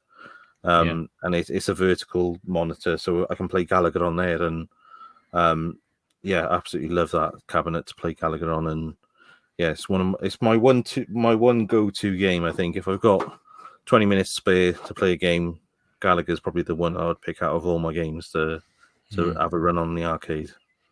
Yeah, it is an absolute classic, and it's one of these that crops up quite a lot on compilations, and I mean, you can't. You haven't going to go very far to find a version of it to play. But yeah, I like it. I mean, it's a game I played and enjoyed, and it's not going to make my list like that, but I can see why people do enjoy it and get a lot from it. And the fact you can play it any time in your living room, which is all right, I suppose. Yeah, it is, but I'm still terrible at it. So it's not that I'm using it to my advantage in any way. Yeah, If Retro Red Steve's beating you, then you can't be I that good, know. surely. Yeah. He's secretly a good gamer. It's annoying, isn't it? Before we get to the two games on your list, the second chance game and the hated game, or the whatever game it is. Yeah. I'm just going to quickly read off. You did send me this list. So just a couple of games on here that you didn't pick. Okay. I know you mentioned a couple already. I'm just going to mention them. I'm not going to get into too much detail about them. Yeah. Street Fighter 2 Championship Edition, which you mentioned. Yeah. Final Fight. Yeah, I love that game. Again, arcade over anything else, first of all. And Cadillacs and Dinosaurs. Yeah, Cadillac Dinosaurs you mentioned. That's one. I think I've seen in the arcade, but I never actually played it. So very similar to Final Fight in many respects. It's that side-scrolling beat 'em up, but with dinosaurs and cars. Yeah. And cars. Yeah. It's a bit like if you crossed Jurassic Park, Golden Axe, and Final Fight together. This is probably what you would end up with. It's a really fun game to play, and that's another one I had as an original arcade PCB many years ago. Shinobi, which we haven't come up with yet at all, which is no way. Really, that was very strong to go on my list, but I think it probably would have gone as one of my replay games because I'm not very good at it again. I know some people know. When the heads are spinning and they know where to go, they get sucked through the boss and then they can shoot it from behind. And I don't know any of those tricks. I just play it for fun. I'm not great at either. Now, this is an interesting one. Pac-Land. Yeah, another arcade. A lot of the arcade games didn't make my final list because I think it's that nostalgia. And Pac-Land to me is a classic arcade game. Again, from probably Barry Island or away on holiday with my parents down the caravan.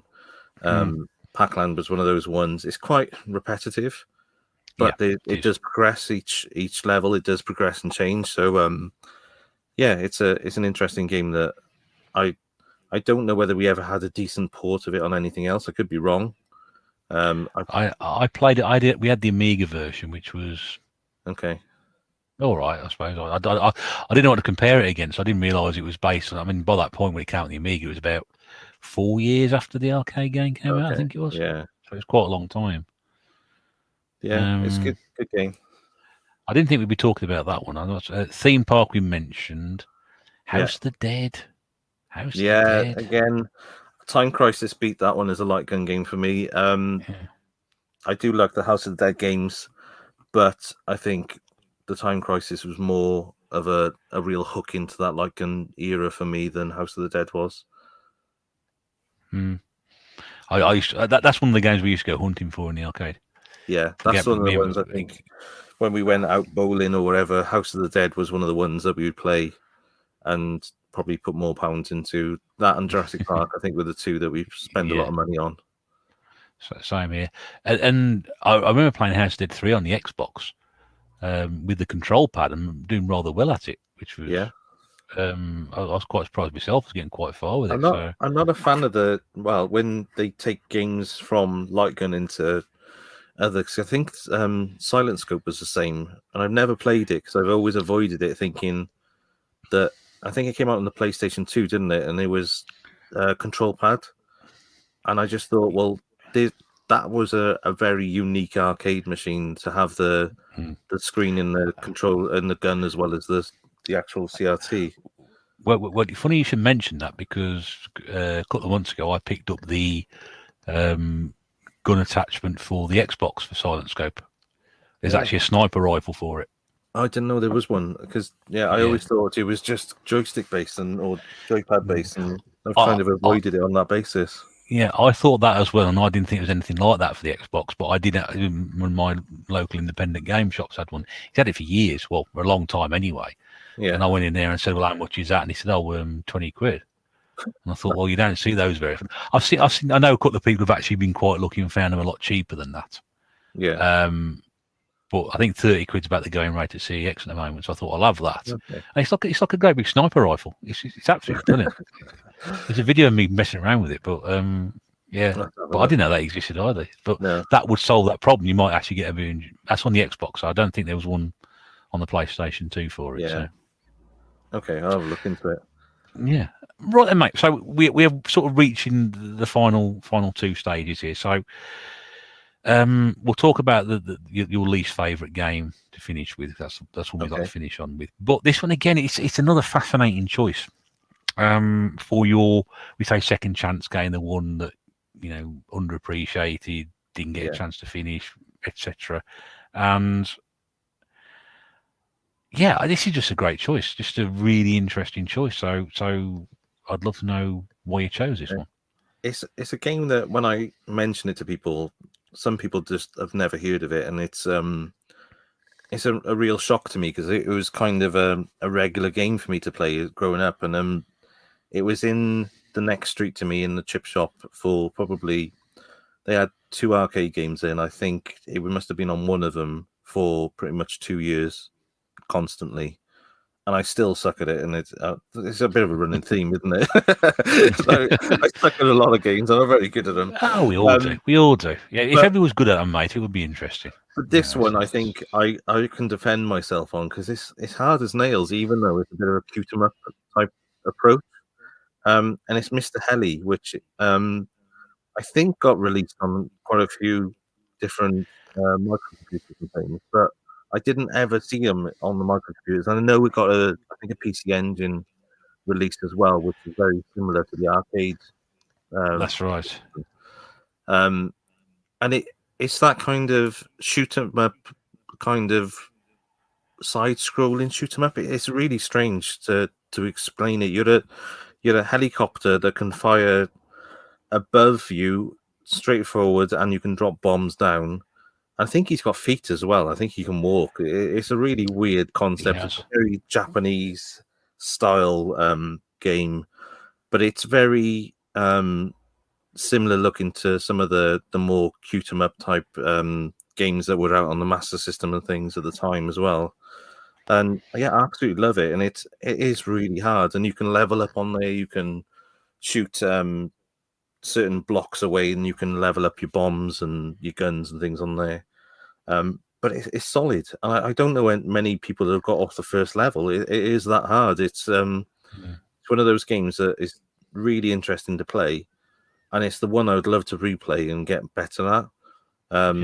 I've not put enough time into it because I haven't got it on any of the systems here, so I haven't got it on any kind of arcade PCB or anything else, which I would love it on, but I can never find it. I go on the arcade forums and things regularly, and I'm searching for it all the time, and it just doesn't come up as a PCB. I'd even take a bootleg version of it just to have it in my collection to play on, but never see it available. So I think I might end up going down the whole PC Engine route and buying a PC Engine particularly for that game. Well, you mentioned about it did come out on the PC Engine, actually, right? It also came out on the Commodore 64, the Amstrad, the Spectrum, the Amiga, and the ST as well. Wow. Okay. Now, I remember there was an Amiga version because I remember it came out at the time. It reminded me when I first saw it of a game called Blood Money on the Amiga. They were slightly similar looking, so I'll get the two games confused sometimes. And I remember when it came out, when it was reviewed in the magazines, it scored reasonably well. But again, I think you said there, because of the difficulty of it, a lot of the magazines marked that down quite low, and it started being a great game, and it was just above average game as such. Yeah, I wouldn't mind seeing what it's like on the Amiga, to be honest, because as I said, I got an Amiga 600 here, which I need to recap and get up and running. I wouldn't mind seeing if I can find it for that, because I'm guessing that is fairly close to the arcade port of it anyway. It would have been the closest you would have had at the time, certainly. Yeah. But I don't think I've got any. I've not got it knocking around anywhere. I know that. I know the game very well, but I don't think I've got a copy of it anywhere at all. But it was one of the games, I think, when Retrohead Steve again was doing his Shoot 'em Up Saturday, he was asking for suggestions, and I put it forward. And I don't think he had played it before then, and got into it and absolutely loved it during that Shoot 'em Up Saturday. And it's one of those ones I think he's played quite a few times since. It's a classic game. It's really playable, but it's just really hard. And I just would love to spend that time to replay it and really get into it. And there must be a pattern to it. Most shoot 'em ups, there's a pattern or some kind of route that you can take that is the least dangerous, I suppose, of getting through it. Say that, yeah. And that's kind of what I'd like to learn on it, is trying to get into it and see how far I could get on it. Whether I'd ever complete it, it'd have to be on that desert island a while, I think. Yeah, that's probably the one game I'd love to replay. I think it's one of those games which people, again, may not have heard a great deal about. They may know the name. If they see a screenshot or something, they'll be like, oh, yeah, I know that one. But that's why I just think it's an interesting choice, because I recognised it as soon as I was going through your list last night. You sent it to me. I said to Mrs. Bear, I said, he's chosen Mr. Helly. No one's ever. That's never going to come up in 100 episodes of this, but never going to cover Mr. Helly ever again, possibly. Yeah. So yeah, that's great. It's a game I remember, but never played before. Yeah. Now, your last game. Yeah. This is going to finish on a bombshell, isn't it? Really. Because most people have got nothing but praise for this game. I know some people say it's a bit repetitive and a bit dull, but yeah, interesting choice, shall we say? But you've had a reason for everything else. There's got to be a reason for it. So let's have it then. Go on. Okay, so my game that I dislike the most, that I'd have to take onto the desert island, and it fills a genre for me. So it's a racing game, and I haven't got any other racing games on my list. So I would have a racing game in my collection, which, even if it's the one that I'm not a massive fan of, it's still a racing game to play on, and it's Daytona for the arcade machine. You can see that sub count dropping already. Oh, so Daytona, the game which, again, is sort of top of my list to going arcade. You mentioned bowling earlier. When we used to go bowling, there was a 4-player Daytona. So we go bowling, we'd have a few points, and then we'd go and play Daytona for an hour or so afterwards.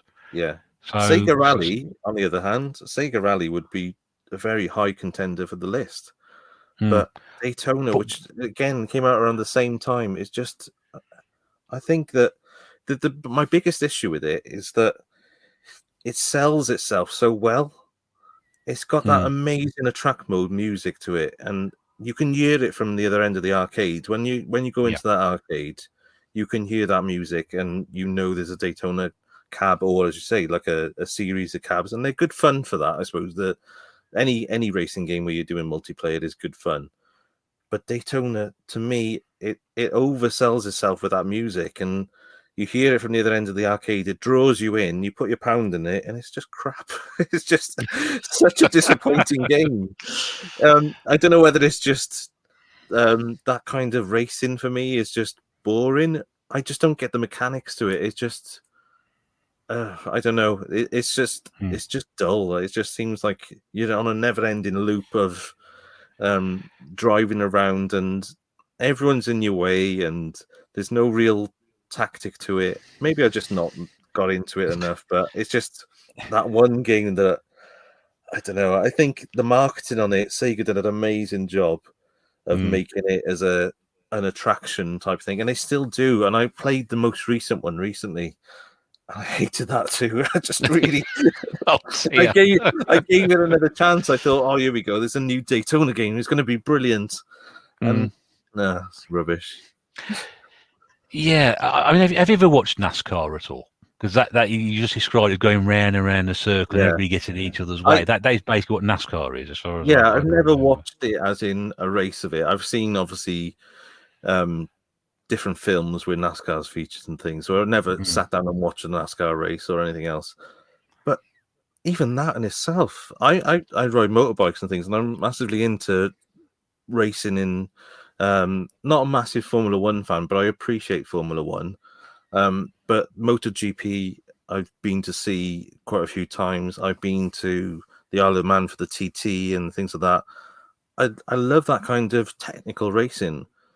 But if you're just going around, you might as well be in Milton Keynes and going around a roundabout. There's no technical ability to driving in a circle.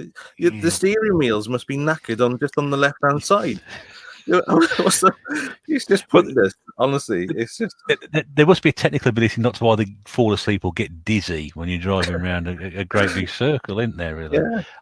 I've sat there and tried watching like the Daytona 500. They have that when the big races they do have like Indy 500 as well, which was a game years and years ago on the Amiga. I quite enjoyed that, but it's the same sort of thing. You're going to run around in a big circle.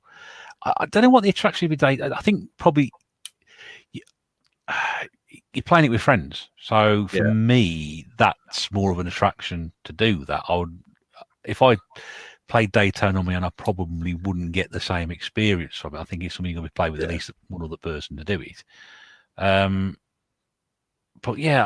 it's I like it, but it's got to be a multiplayer game. Yeah. Do you think? Do you have the same experience when you're playing multiplayer as if you were playing with? I'd probably have avoided it in multiplayer, to be honest. I probably learned my lesson playing it single player and just avoided it afterwards. I just think there were so many good racing games around that era. Ridge Racer, Sega Rally, even some of the bike games back then, which you were literally sat on a bike in an arcade. They were brilliant. So Hang On, Super Hang On, Enduro Racer, anything like that. I know they were probably earlier graphics capabilities and things in many cases. But even now they've taken it. Manx TT had quite an interesting motorbike game and things. I just think they're all more interesting to the track layout and the as you say, a single player mode. I'm basing this probably on single player than anything else. But I think I'd rather play a 2-player Sega Rally than a 4-player Daytona. And then I know that the world of arcades now has gone into this whole kind of crazy versions of Mario Kart and things, which I don't even know what version of Mario Kart we're on these days because we seem to eight. I think we're on. But we stuck with 8 for a while now, haven't we? We're on the consoles, but then arcade seems to have various versions of different editions that they keep releasing, which are progressing the game in a different way. So I kind of like that competitive feel of having multiple people playing a game at the same time and a racing game. But even then, I just think Daytona wouldn't really do it for me as a multiplayer. Okay. Well, it's your choice. You're entitled to your opinion. It may not be the opinion of anybody else, but I might learn to love it. It might be that game that I can't get off on the desert island because it's just addictive, and I need to perfect going around in circles. That's it. There we go. But that's such a joy of doing this particular program. It's to bringing out games which you've played and you either you like or you don't like, and where they're going to end up on the list we don't know. Everyone's slightly different to everybody else. Like I said, I would never put it in that category. I wouldn't have put it in my favourite 6. It's going to fall somewhere in between the two, but more likely the other end rather than your end.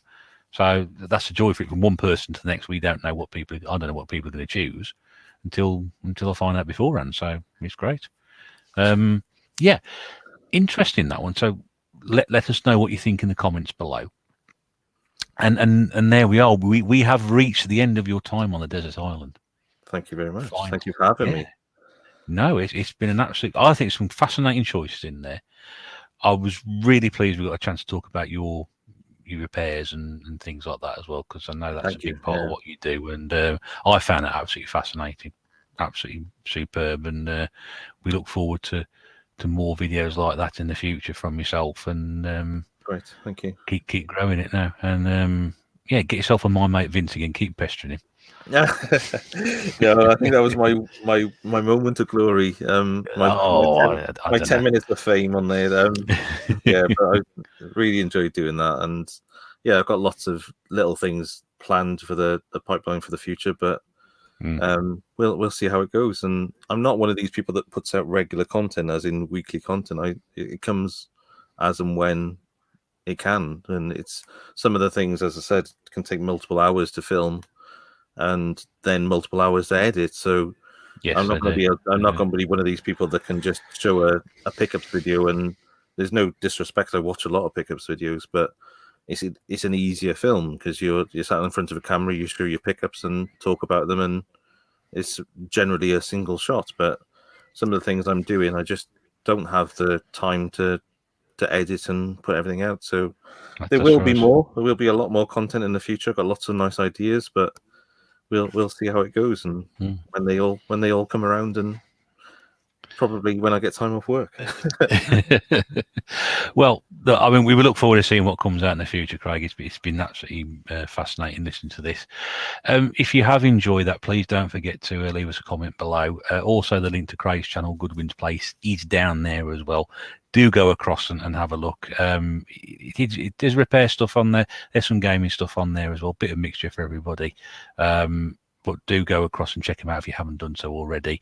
And don't forget to like, comment, subscribe as well if that's of interest to you. Same with this as well, Desert Island Games. Previous episodes available on the channel archive if you want to go back and do it. This is episode 17. Lots of interesting YouTubers, lots of interesting choices, and plenty more to come in the upcoming weeks as well. So don't forget to do that. And as I mentioned before, if you do want to become a guest on Desert Island Games, my email address is below. Do get in contact. There is a bit of a list, but we'll get you on as soon as we possibly can. Which now remains me to say to Craig, thank you very much indeed for coming on Desert Island Game. It's been absolutely fascinating, thrilling, and a lot of fun to do this with you. And I'm finally glad we've got to be able to do this for you. Yes, thank you so much. Thank you for having me. And yeah, really love this series. So thank you for having me on as a guest on here. And yeah, look forward to the next episodes. Yep, lovely, and that's great. And again, thanks for doing that. It's been great to have you on. That's it for now. There'll be another episode up this time next week. But until then, on behalf of Goodwins Place, this is the Retro Bear saying thank you very much indeed for listening. We'll see you again very, very soon. But until then, take care and bye for now.